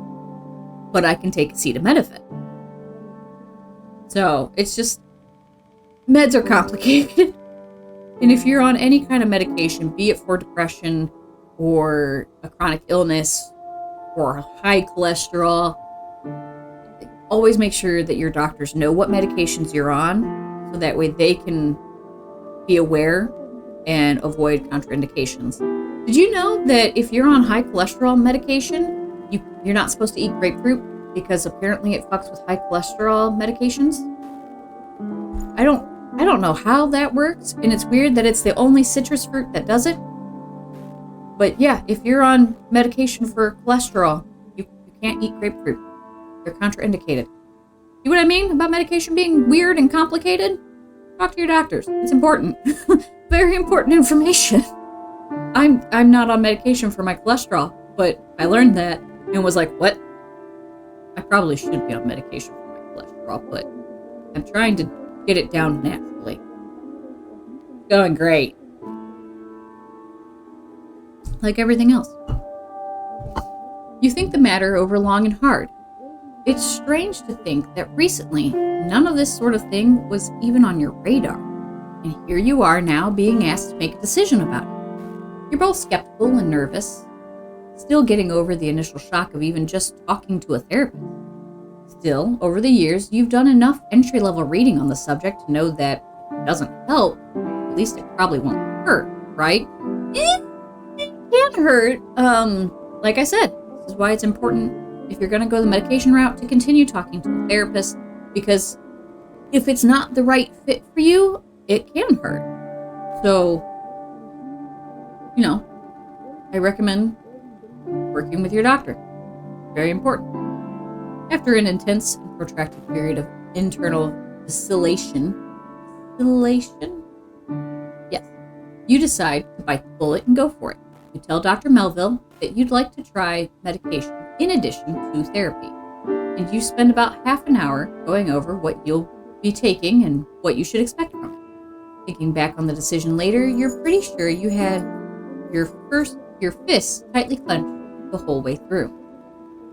You are very depressed. You spend a large amount of time sleeping, hating yourself, and have very little energy or motivation. You spend some time on the therapist's couch. You're having difficulty finding the motivation to continue going to your sessions.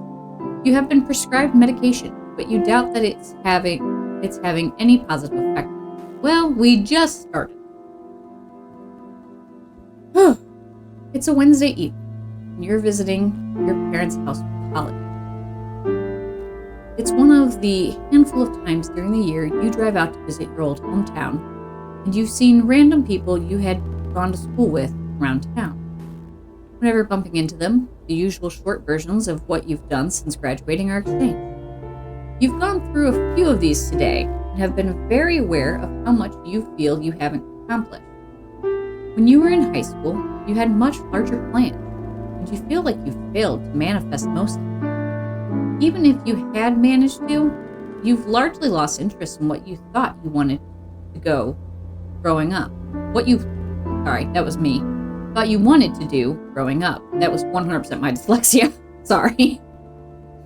Now you're not really sure what you want to do, and you felt like you're lacking the ambition or drive to figure it out. Everyone you've caught up with seems so much happier than you. Like they've got their lives all figured out, and you've kind of been feeling like a failure by comparison. Let me let you in on a little secret.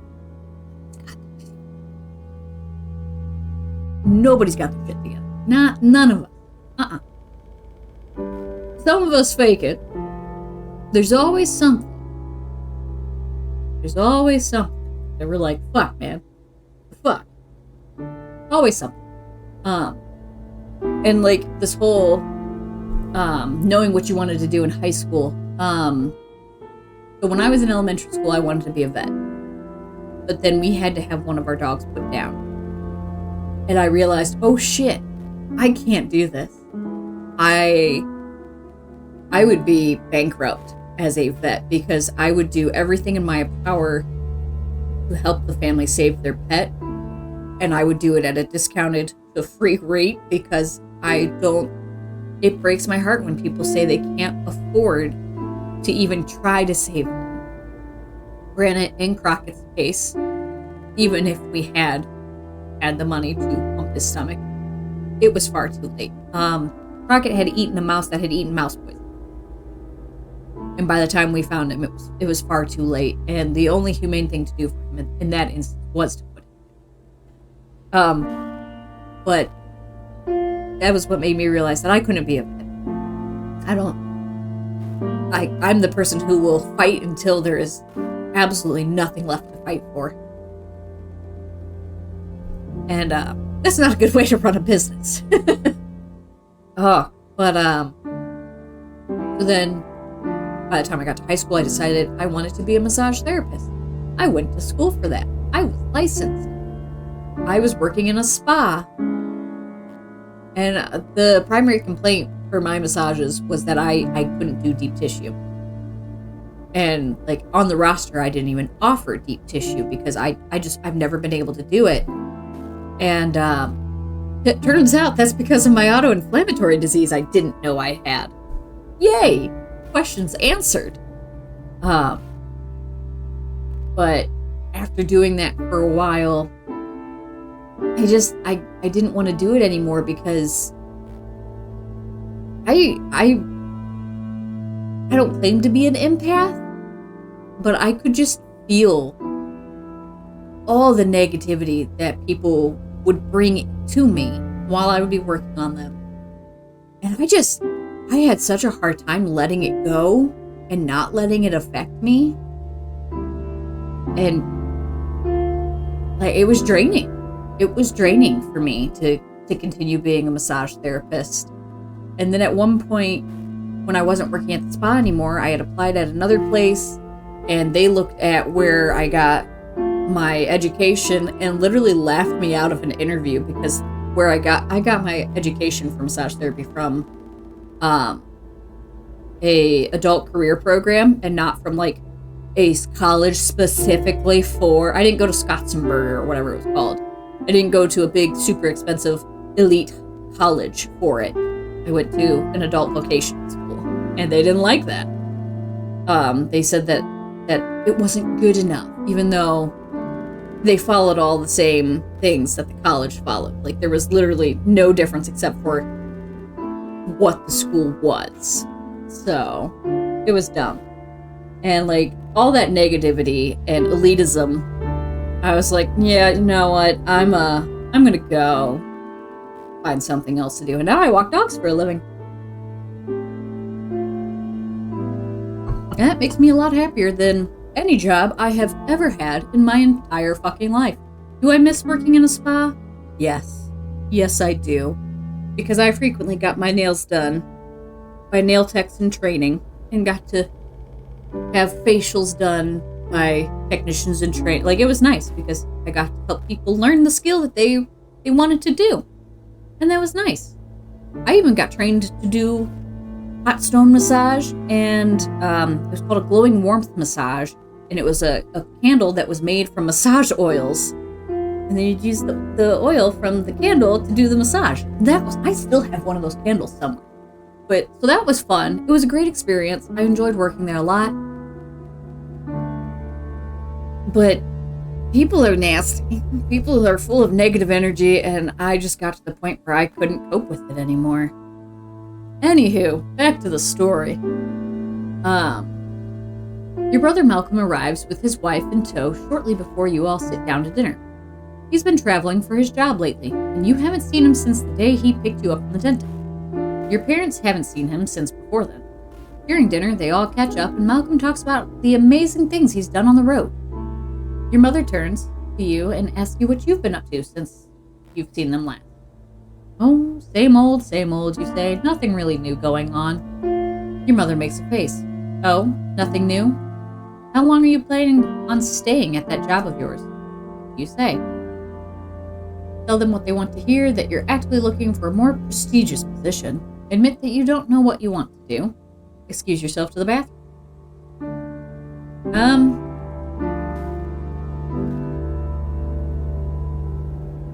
I would say admit, because that's what I do.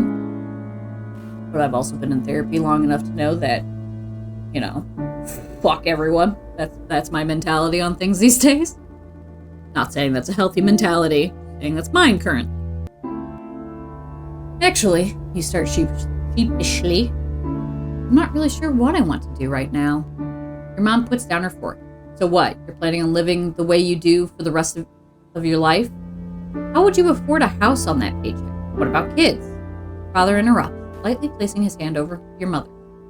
It's okay, Linda. Let the kids be what they are. There's nothing wrong with not knowing what you want to do in your 20s. I didn't get into construction until I was nearly 40. See? Exactly. Your 20s are for figuring out who you are. Your 20s are for making mistakes. What I say all the time. 20s are for figuring out who you are. So are your 30s. So are your 40s. Every age is for figuring out who the fuck you are. Because we're always changing. We're not stagnant. We don't hit something and then stay there. You can't throw us at a wall and hope something sticks. We're always changing. And that's a good thing, because God, life would be so boring if we never changed. Why did my brain just imagine The Giver immediately? Good book. Good series. You know there's 4 books in that series? A lot of people only know about the first one. There's 4. Good series. Highly recommend. Your mother looks across the table at you, unsatisfied with her husband's reasoning. I don't think it's normal for someone at that age to not have a path. You need to think hard about it, or you'll never make anything of yourself. Mom. Come on, Malcolm interjects. This emotionally exhausts you. You want to tell her that you are thinking hard, and that not knowing what you're doing with yourself bothers you more than it could ever bother her. Because sometimes it feels like you're lost in the woods, and that if you were to drop dead in your apartment, the world wouldn't notice.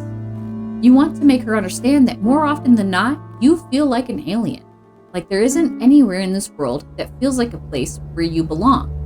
And you have no idea how to fix it, or what to do. You wish you could find the words so she could understand that being looked down on for this kills you, and drives home the feeling of being a total outsider. Instead, you get very quiet for the rest of the meal while your mind goes numb. everything inside you feels exhausted.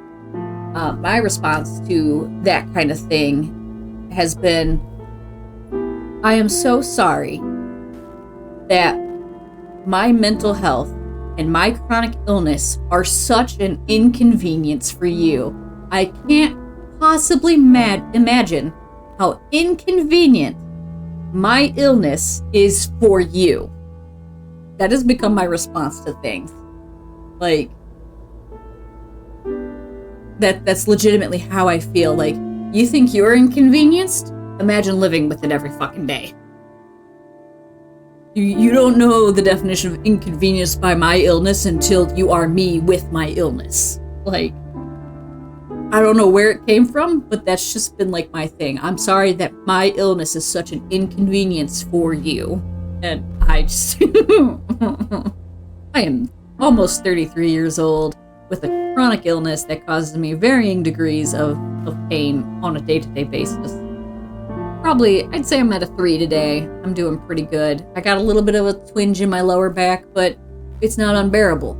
So, doing good so far. I've only made myself cry like 5 times while playing this in 2 hours. Good job, me. It's a rainy night. You are hurrying through the rain to Alex's apartment at her behest. Though your pace is quick. The rain is steadily soaking up your pant legs as you traverse the town, and it's darkening your already poor mood. The call came while you were at home after a day of dealing with abnormally frustrating people. You'd spent the afternoon trying to unwind and get some work on your project done. Alex called and interrupted one of your try to make progress, get frustrated at not making progress, have a harder time making progress due to frustration, repeat loops. Yep, I got those. And you haven't fully shaken off the feelings of being annoyed with yourself from it yet. Been fucking there. You knock on her door, and on the third knock, hear her voice call from further in the apartment to come in. As you cross the threshold, dripping rainwater all the way, you notice that the lights are turned down very low in the apartment. You squint to navigate it as you clutch onto your damp umbrella, but end up hitting your shin on a side table, mumbling a profanity under your breath. You barely make out Alex emerging from the hallway, clad in what looks like to be a robe with the bare skin of her legs peering out underneath. Why don't you come in and warm up? She says in her designated, slightly cheesy, sexy voice. After a beat of silence, she states more naturally, my roommates are out of town this weekend, so I thought it might be nice to have a little fun while they're away. You appreciate her affection, but you're too wrapped up in your own negative feedback loops to be in the mood right now. What do?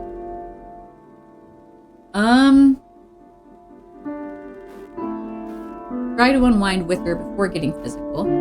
Suggest you do something else instead. Tell her you're not in the mood. I feel like at least trying to unwind, because this is something she's very interested in, and you know she's interested in, and you care about her. I'm not saying you have to, but I'm saying,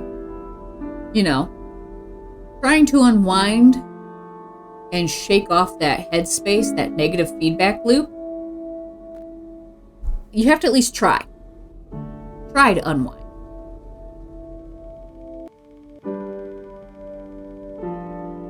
What is this picture? Are they like the spindles to a old chair? That's all that comes to mind. Anywho, you look at her standing, barely lit, and notice there's a few candles scattered around the apartment. It occurs to you that she has tried to make this night special for the two of you. Even though you have a tight knot of antisocial frustration in your stomach, seeing how much she cares makes you want to try to melt it away so you can show her how much you care that she's gone through all this trouble. However, you desperately need to shift gears first, before that's even possible. You look amazing. Let's have a drink together, you suggest, hoping that this will give you the push you need to get into the mood. You go into the kitchen and pour the two of you drinks, trying to focus on letting go of your bad mood. You sit down on the couch next to her, and she cuddles up to you instantly. What should we toast to? She asks as she takes her drink. Also, if you're on antidepressants, be careful what you drink. Some antidepressants do not work well with alcohol. I don't know to what extent. I just know, again, not from my personal experience, but from personal experience of a family member who I have lost. Antidepressants and alcohol usually don't mix very well. Unfortunately, I did lose a cousin that way. Unfortunately. So, again, therapy and medication, definitely keep those two things together. Make sure you're talking to your doctor about your medication. Make sure you know what's contraindicated. And contraindicated, sorry, I realized I'm using a medical word. Contraindicated means not,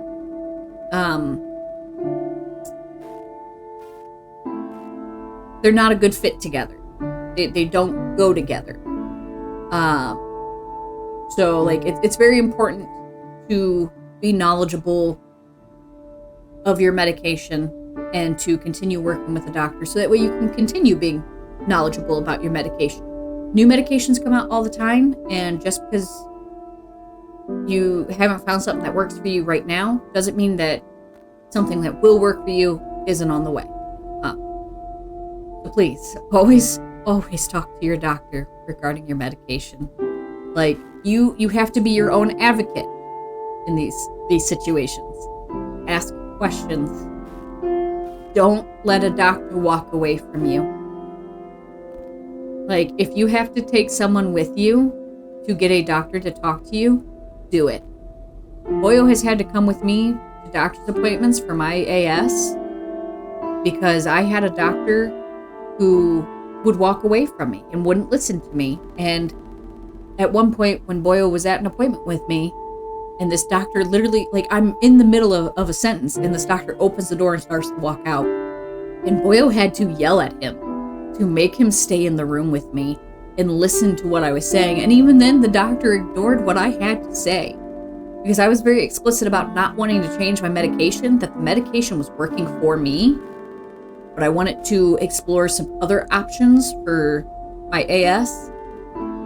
And a few days later, I got a call from a specialty pharmacy that I get my medication from, saying that the doctor put in a new prescription for another medication. It was an auto injector, because that went so well the first time I did that. I had to fight with that same doctor to get changed from an auto injector to the Cimzia that I'm on now. I did not do well with the auto injector. I may have physically fought Boyo on that medication because my anxiety would get so bad that I didn't want to take the meds, and I would physically fight him.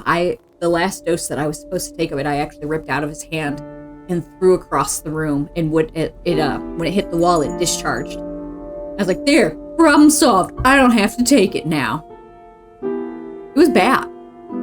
So like I said, you guys gotta talk to your doctors. If something's not working for you or something don't feel right, talk to your doctors. If your doctor's not listening to you, take someone with you and make them listen. The fact that this doctor basically treated me like I was hysterical was just horrible. Good news, that doctor is not a doctor anymore. They conveniently retired after this last exchange and them trying to change my medication. And thankfully, I told the person I spoke to from the specialty pharmacy, I was like, hey, I told him not to change my medication, so please don't fill that script. Continue filling the one that I'm on currently. Please continue filling my Cimzia. They're like, okay, we'll do that. And so I'm still taking the Cimzia. I don't love doing injections every other week. I just had to do one on Friday. I hate it, actually. But I know the medication is working because I feel better than I have for the 2 years of pain that I was in getting to this point. So, but you have to be your own advocate. Don't let doctors bully you. And don't let doctors make you feel like you're insane. If you feel like something is wrong, you make sure they know that you feel like something's wrong, because that's important. Like, I can't tell you guys how important it is. I know I'm getting really personal. I'm still really upset about what happened last week, okay? Still really upset about it. And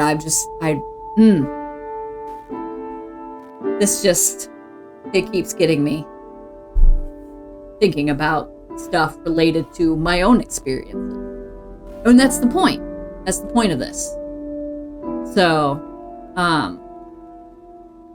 but yeah, the whole point of that tangent was,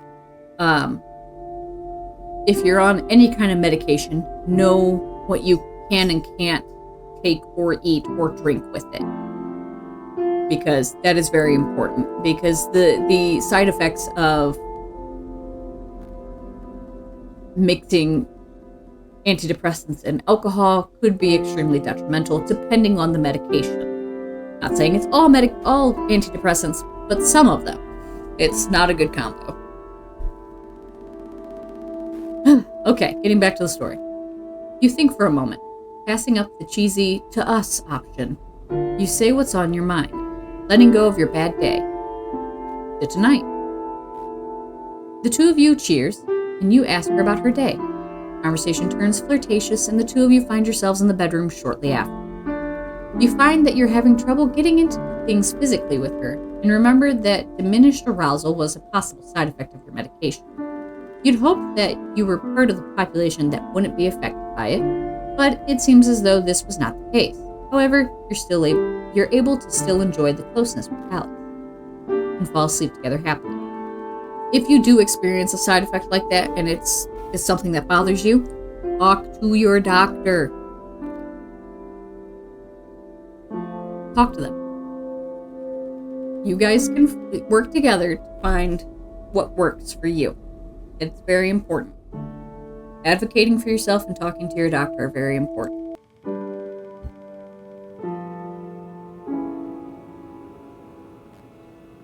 I'm not a professional. I'm speaking to my own personal experience. I just want to reiterate that I am not a professional in these matters. I'm just reiterating from my own experiences with depression and chronic illness. So, take everything I say with a grain of salt. I'm not a professional.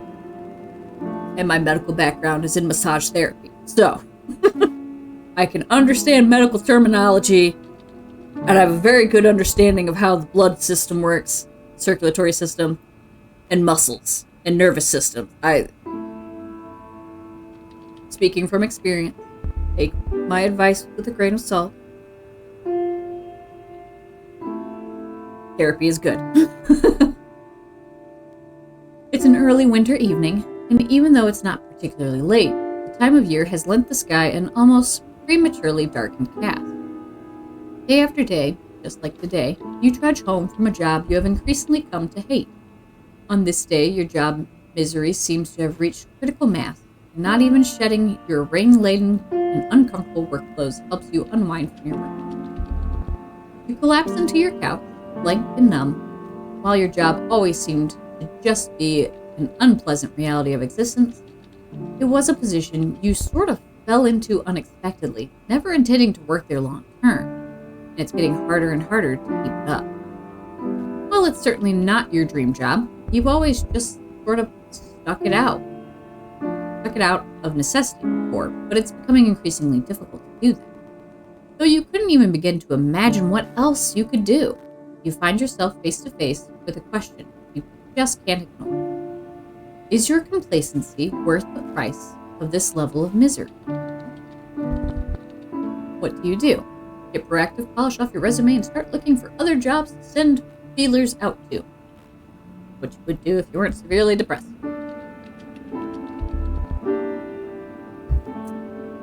Try and at least be productive by focusing your efforts on your project tonight.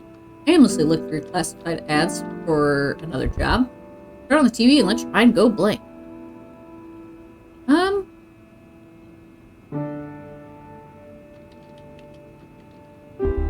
I know that when I was unhappy with the job, I would look through the classifieds and try to give myself an idea of what I would rather be doing. And sometimes I would find something and be like, ooh, let's apply for that. That sounds good. So I'm going to go with that. Because that, oddly enough, seemed helpful to me. Again, depression is not the same for everyone. Because it works for me doesn't mean it works for everyone. Just saying. I kind of lucked into walking dogs for a living. You boot up your computer and navigate to the local Craigslist. Sift through a myriad of legitimate postings, clear pyramid scams, and the occasional miscategorized random personal ad. You look through the section that is in line with your current job. You start feeling a bit of despair. Would things really be any different if you were simply doing the same thing somewhere else? Maybe, maybe not. You email your resume to a few of the postings after coming up with a cover letter that you could use for a variety of things. After you've exhausted the postings for the last few days, you head back to the main page. There's a section that's more in line with the project you've been doing, though it's a highly competitive creative field that you don't feel remotely qualified. Despite that, you click on the section. Scrolling through the postings, you daydream about actually holding a position where you would get to do something more meaningful. Despite feeling completely intimidated by the requirements, you find a listing you actually want to apply for. You spend an hour crafting a really personal cover letter and really giving your all to the task. You nervously send off the email. You're rather convinced you'll never hear back from any of these places, but the act of trying to change your situation instead of stewing on it actually feels quite freeing. You find yourself trying to stifle the hope that you end up getting a creative job, but it still manages to bubble up anyway. Okay, I'm going to take a stretch break because I've been going for a little over 2 hours now. I'm going to take a stretch break and then we will continue. This is a longer game than I anticipated it being. I thought it was going to be super short. I'm glad that it's not super short. I know I'm like going on tangents a lot, but I am enjoying the game. How the fuck am I going to do this? I fucking feel that. I will be back momentarily. Okay, well, the 11% film, so you may need to film a little bit of stuff. Pointed at the turret dog. If one of us dies, record it.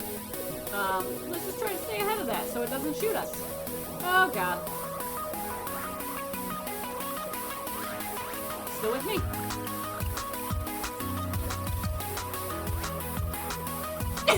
Oh, fuck nuggets!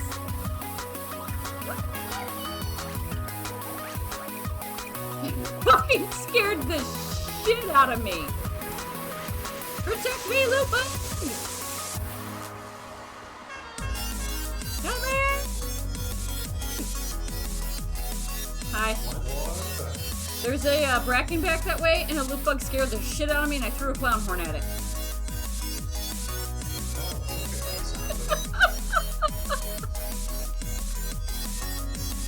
Mice!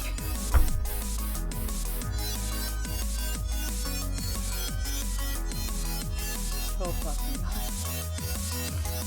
This cat's name is MySpace. Yo, I fucking can't. So I don't know if the sub worked or not because for some reason it went through Google Play and Twitch is still telling me I could sub to you, but we'll see. I mean, it hasn't given a notification.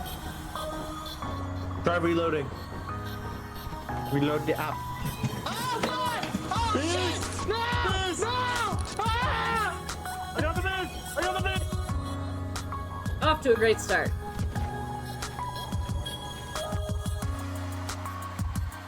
Oh, I hear the fourth one. I hear it. Ow! I feel it! Oh, there's another one right next to it. Okay then. Oh, good! Demolition What expert. just happened? Knock down 6 or more trees. Something. Blew up. Somebody's in our game. It's not showing anybody. Oh, my knee.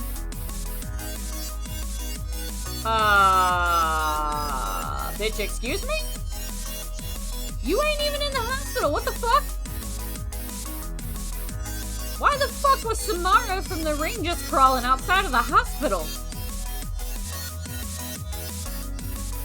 The fuck? Somebody clip that, please.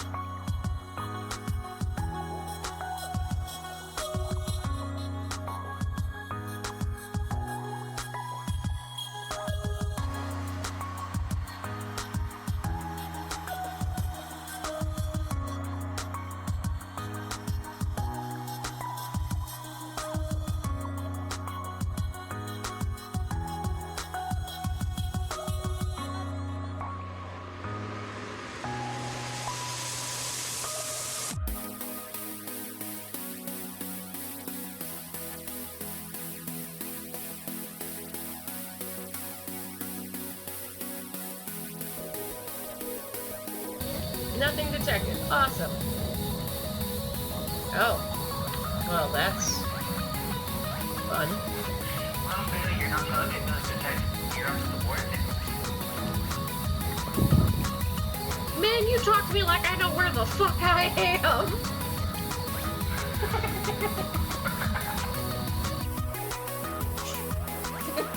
You don't fucking.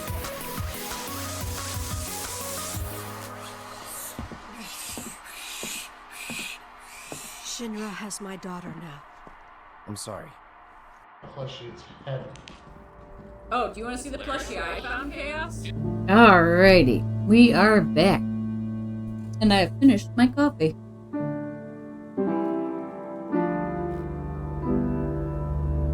Alrighty, so let's get back into it.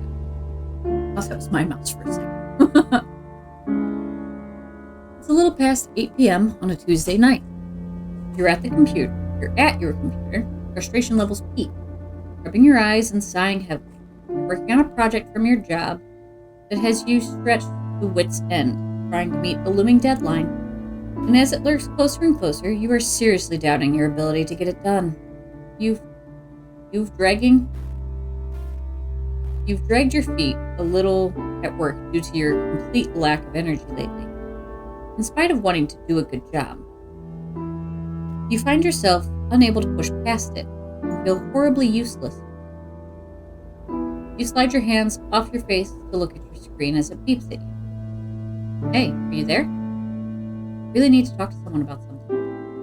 You feel like you're getting nowhere with your current task and probably use a break. However, you know that you have a history of getting distracted and then losing motivation to pick something back up again after. What do? Well, we can't multitask and we can't tell them we're busy. Try to regain your focus. Don't answer. Answer, because they were there for you. Be there for them. You're feeling like you've hit a brick wall with your task. So why not take a break and help out a friend? Hey, what's up? Oh, good, you're there. I just found out that I got cheated on. I don't know what to do. Oh no, that's horrible. The two of you talk for a long time, and you lend a shoulder to your friend. You give him space to rant, cry, and most importantly, to be able to voice his inner turmoil. You give him your full attention and talk him through what his options are for what he does next. You keep him from doing something rash, and the two of you decide it's best for him to sleep on it before doing anything. Exhausted, he departs for bed and thanks you for being there to talk with him. As you close the I am window, you feel horribly sorry for your friend, but happy that you were able to help. It serves as a tangible reminder that you're capable of being useful to someone instead of solely being a mess that needs everyone else's help. You boot up your work project and find that you're suddenly able to get some solid progress done on it that night. You are depressed. Hey, we're not very depressed anymore. You are depressed. Interaction is exhausting, and you are becoming more and more withdrawn. You're seeing a therapist, even though you doubt anything she says could make you feel better. You have started taking medication. You are hoping that it will work, but you aren't optimistic and are worried about the side effects. I guess I should read those very often. It's a sunny Saturday afternoon. You're in deep thought on the way home from therapy. However, you notice this time that you're not in the same negative feedback loops you usually get trapped in when being this introspective. You realize that, although you still have your bad days, your lows aren't quite as low as they used to be. Your antidepressants bottle rolls across your dashboard as you take the left turn. You've been on this medication for quite a while now, after a period of trying a few different kinds. Though you still have minor side effects, they've overall become an unnoticed part of your life. You feel as if your life has generally changed for the better recently, and you begin to wonder if you need them anymore. You don't feel as much despair or hopelessness, and you hate yourself a lot less these days.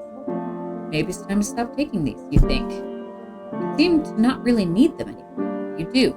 Continue taking your meds. Do not go off your medication without talking to your doctor first. Again, this is not my personal experience, but I have witnessed episodes of friends who were on medication for things and things going horribly wrong when they go off them suddenly without talking to their doctors. I know someone who lost custody of their kids because they went off their medication without talking to their doctors and had a really bad episode. Talk to your doctor if you are thinking about going off medication. It doesn't matter what kind of medication it is. Like, it's important to talk to your doctor. That way you can be prepared for the things that could potentially happen as a result of going off medication. Again, I'm not a professional. This is my personal opinion. Take it with a grain of salt. But I highly recommend always talking to your doctor before going off your medication. It is important, in my opinion, to have all of the information in front of you before you make a decision, especially on medication. Just saying. We're going to continue taking our medication. You have the realization that you can't be sure if it's a general life change that's making you feel better, or if it's just a sign that the medication is working. Case in point. You decide against discontinuing your meds. It's not really a lesson you'd like to learn the hard way. Case in point. And the side effects of this particular kind are negligible. The next time you see Dr. Melville, you tell her about this. She informs you that this is a common train of thought that people who have begun using medication to help them manage their depression experience, and that you've managed to dodge a bullet because it generally ends poorly.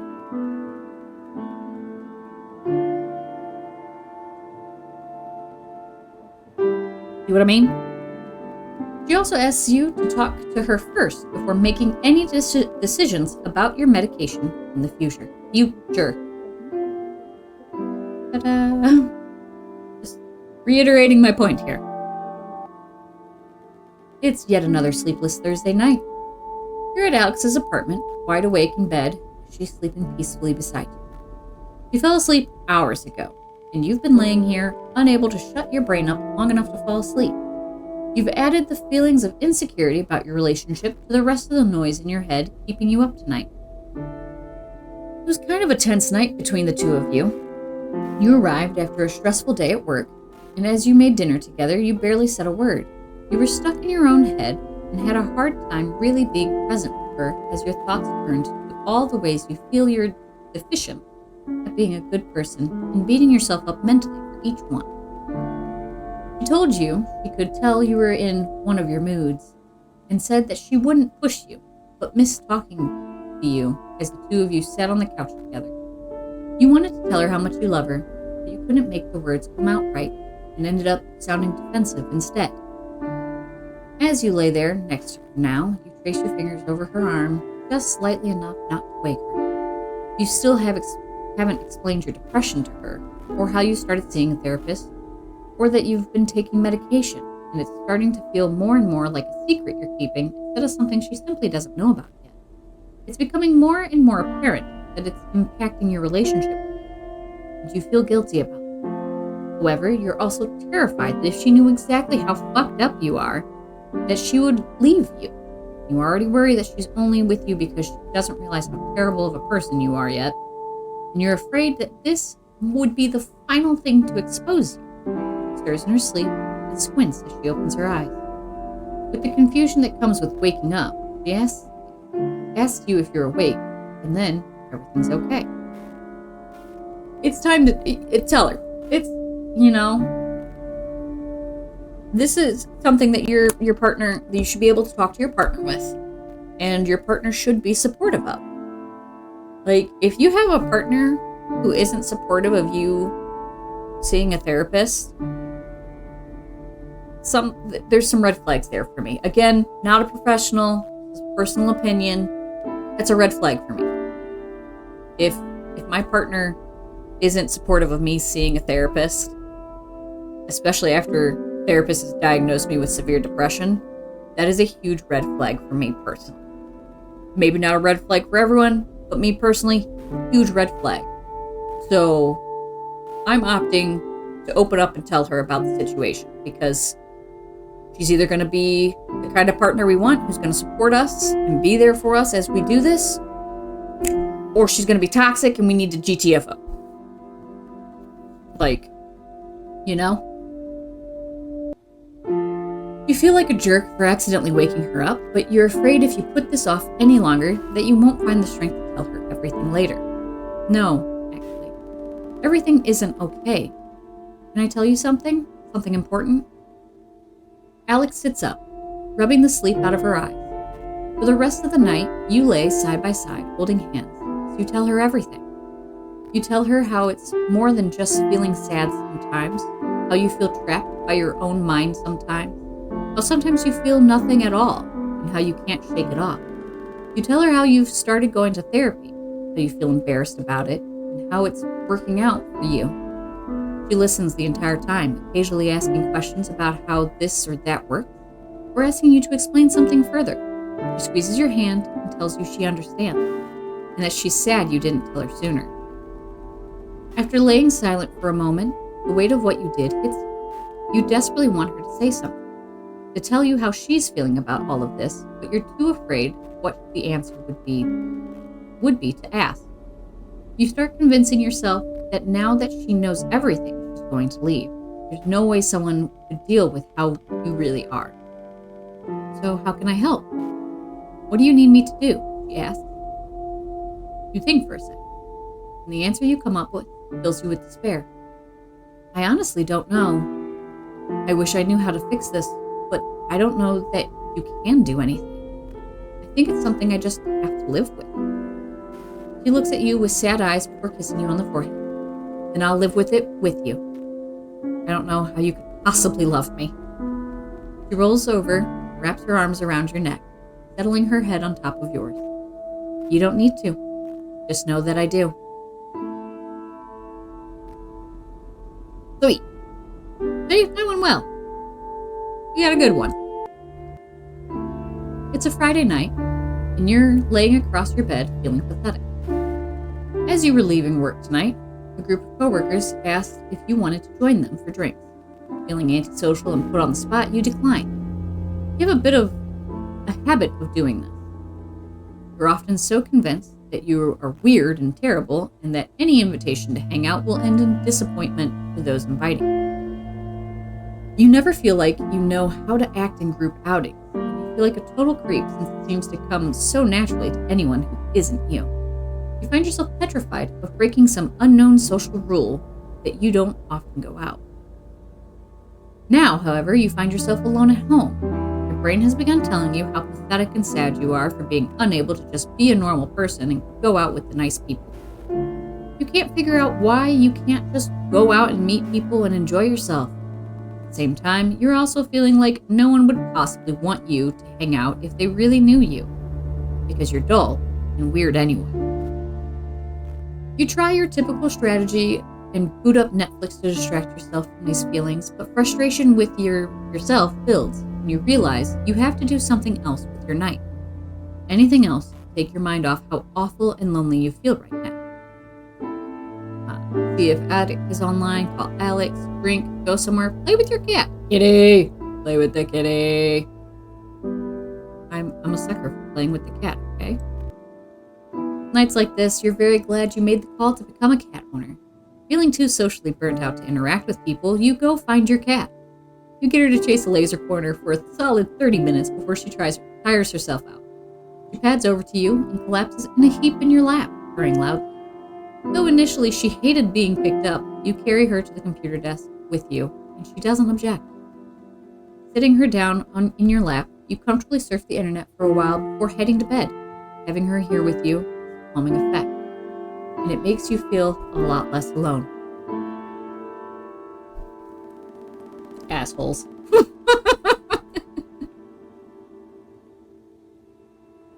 Alright.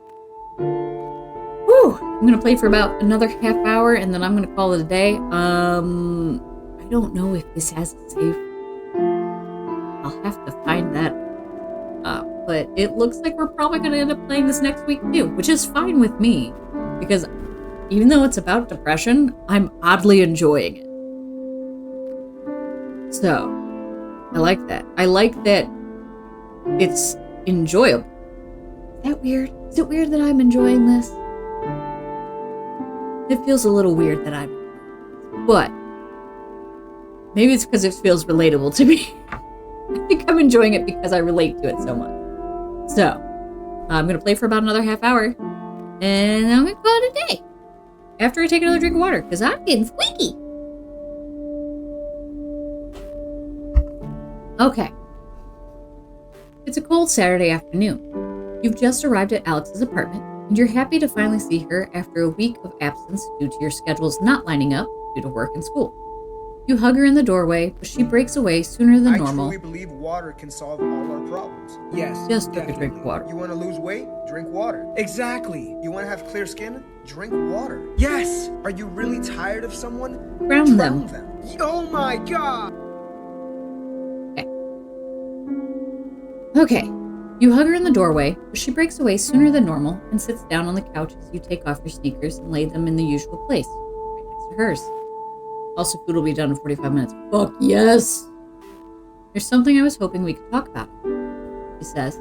You instantly worry that you're being blindsided by a breakup conversation due to the sudden shift in tone, but she quickly smiles and puts you at ease once she sees all of the color leave your face. It's nothing bad, I promise. With that, she leads you over to the couch and sits on the other end of it, facing you. So I hope this doesn't freak you out. And if you feel like things are going too fast, just tell me. She talks faster than usual and fidgets. We seem to have a lot of weeks like this, and they really suck. I was thinking I'd ask, since things are so strong between us, what are your thoughts on maybe moving in together? It takes a few seconds to sink in, and leaves you a bit shocked when it does. You were worried she wanted to spend less time with you, not more. Do you want to? You ask. Well, yeah, I do. I mean, we'd have to sort out logistics and everything, but those are all things we can take care of. You start to walk through the steps of imagining the two of you living together.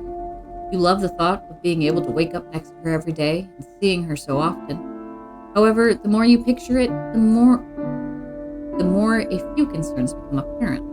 There are things she is insulated from, like the days you don't feel like you can even get out of bed, the nights your medication keeps you from being able to sleep. All of those moments, you're stuck staring at a wall, completely out of energy and feeling nothing. How would she handle that? How quickly would she think? How quickly would she want to get away? So, she starts, what do you think? Tell her you want to, but have concerns and discuss them honestly. Honesty is the best policy, yeah, in my opinion.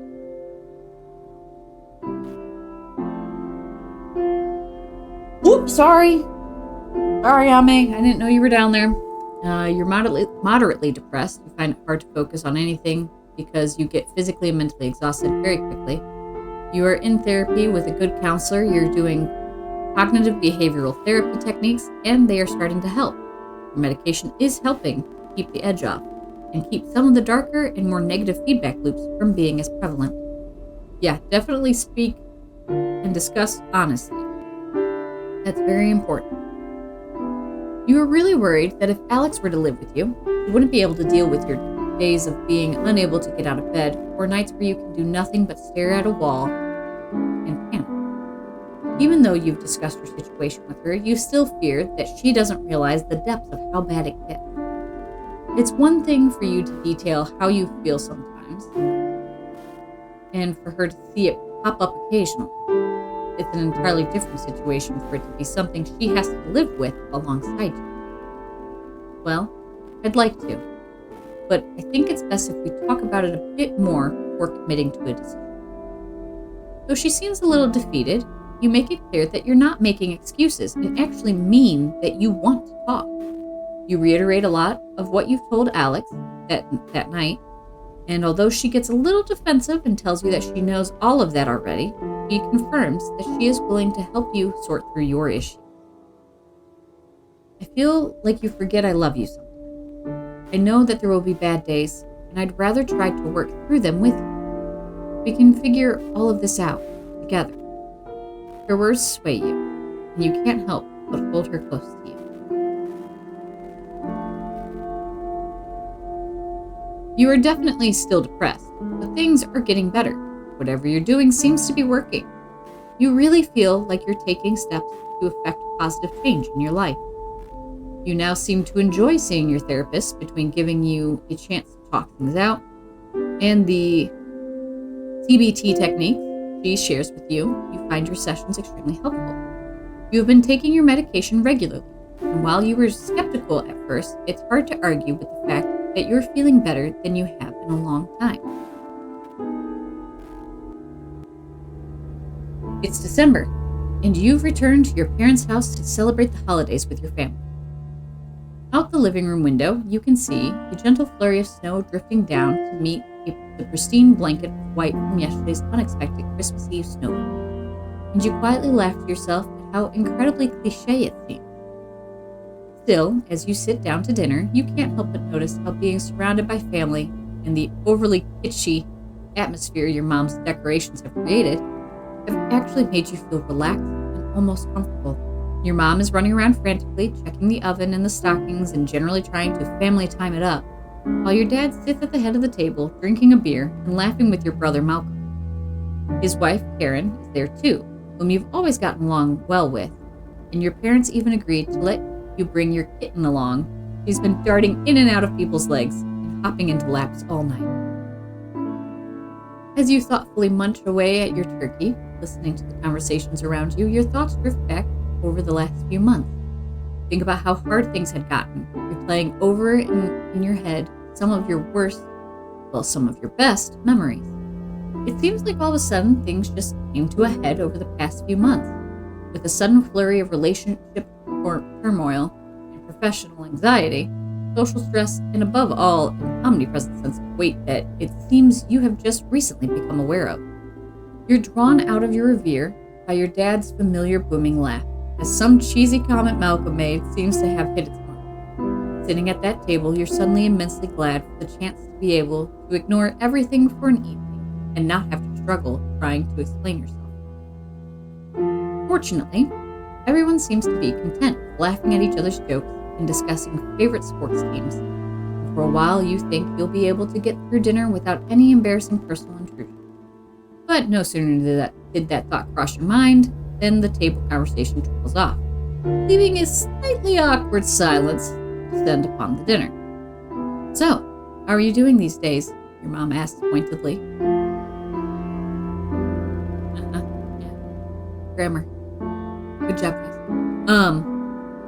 It's such a simple question, and one that you seem to have had to answer countless times recently. You take a moment to collect your thoughts, then look up. You take a deep breath. Well,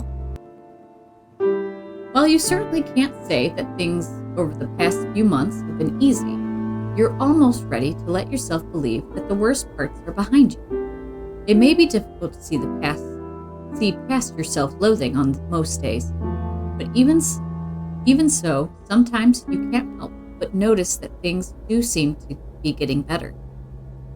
One of the more difficult challenges you find yourself having to face on a daily basis is your job. In spite of your attempts at positive thinking and other cognitive behavioral techniques Dr. Melville taught you, the prospect of going into work every morning still fills you with dread and ennui. Fortunately, you've been able to contain these feelings for the most part, and at least you've been managing your attendance and keeping your job performance up enough that you aren't making things worse by getting into trouble with your boss. Your employment situation may be far from ideal, but for now, you're content to punch the clock and collect your paycheck. On some evenings, when you've been feeling particularly motivated, you've even caught yourself hunting through online classifieds and bookmarking some new jobs that look interesting. Who knows? You may be far from taking a leap and trying. You may not be far from taking a leap and trying for something new. It's been some time since you've hung out with any of your friends in earnest, and now that you feel like you're coming out of the woods, you're beginning to feel self-conscious about having alienated them over the past little while. You realize that much of your flakiness and subsequent withdrawals was largely a result of trying to hide from them out of embarrassment. The notion of trusting people with your vulnerabilities is very frightening to you, and in your self-loathing, you realize that your behavior did cut them out.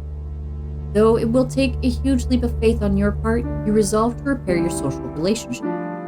You've started sending out casual messages to some of your friends asking to hang out, but for the most part, the responses have been more encouraging than you were expecting. Things with Alex were quite tense for a while. After your conversation with her, she really did seem to be taking a more active role in helping you understand your situation. Even so, the past few months tested the limits of your relationship. To the limit. Ultimately, you were able to take her advice and step outside of your own head more and more. It was a difficult thing for you to do. Your defense mechanisms ran so deeply that oftentimes you weren't even aware of them. But you let yourself trust her as your partner, and your relationship has become much stronger for the experience. Oh, never mind.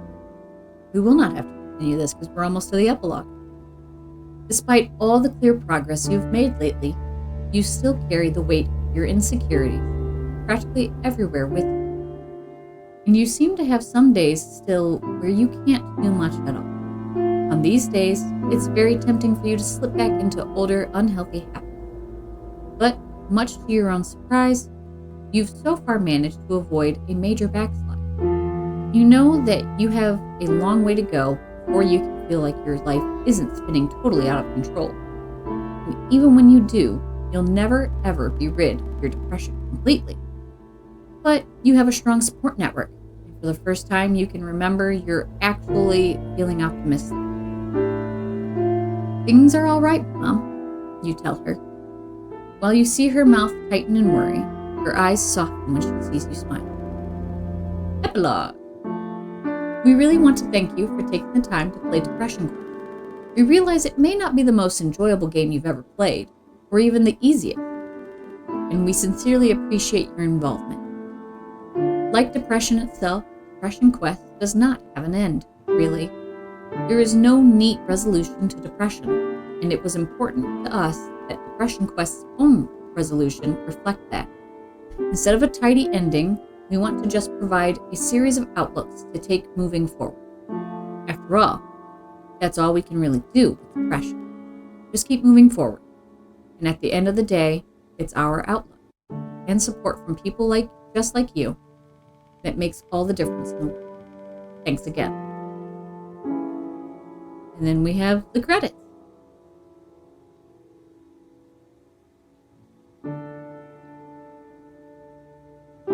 And I'm scrolling through this because they're not automatically scrolling.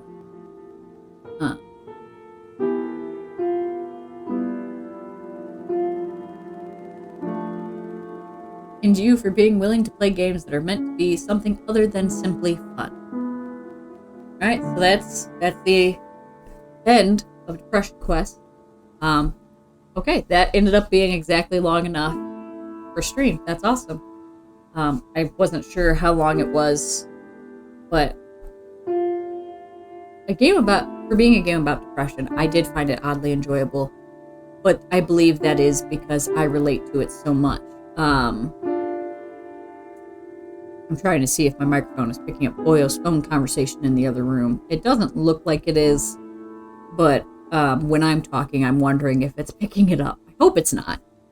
Because it's a private conversation. Y'all don't listen to Boyle right now. If you can hear him, don't listen. Private conversation. I have no idea who he's talking to. Although the day that I'm doing this is Boyle's birthday. So if y'all want to say happy birthday, drop that, over on his page and everything.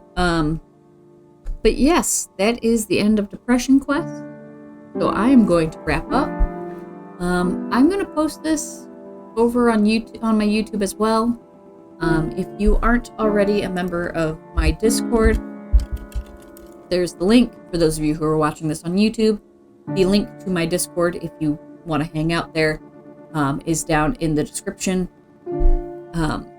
Most mornings during the weekdays, I will be hanging out either in the Watch Together area or the Music and Chill areas. I usually end up sitting in there and listening to podcasts that I enjoy. I usually watch Distractable in the Watch Together area since it has the video. So if y'all want to come hang out with me while I catch up on podcasts, you are absolutely welcome to. And I lurk in there periodically throughout the day. If I'm not house sitting, that is, when I'm house sitting, I usually don't do too much as far as like socializing because I don't want to, I get, in my mind, be disruptive to the house that I'm sitting. The house doesn't care. The pets might. I doubt the pets care. But I don't know. It just feels weird for me to be in a voice chat when I'm in a home that is not my own. It feels weird to me. I don't know how to explain that. I'm weird, okay? But yeah, I'm gonna wrap this up here. Thank you for hanging out and putting up with me wanting to bring more attention to mental health and chronic illnesses.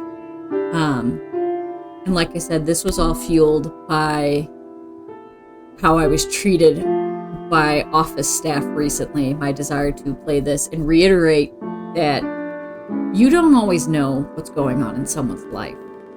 And it is better to treat someone with kindness than to treat them horribly and then be mad at them for reacting to how you treated them. You cannot treat someone horribly and expect them to be okay with it. Even if they don't have depression or chronic illness, you can't treat people horribly and expect them to be okay with it. Like, that's just not how that works.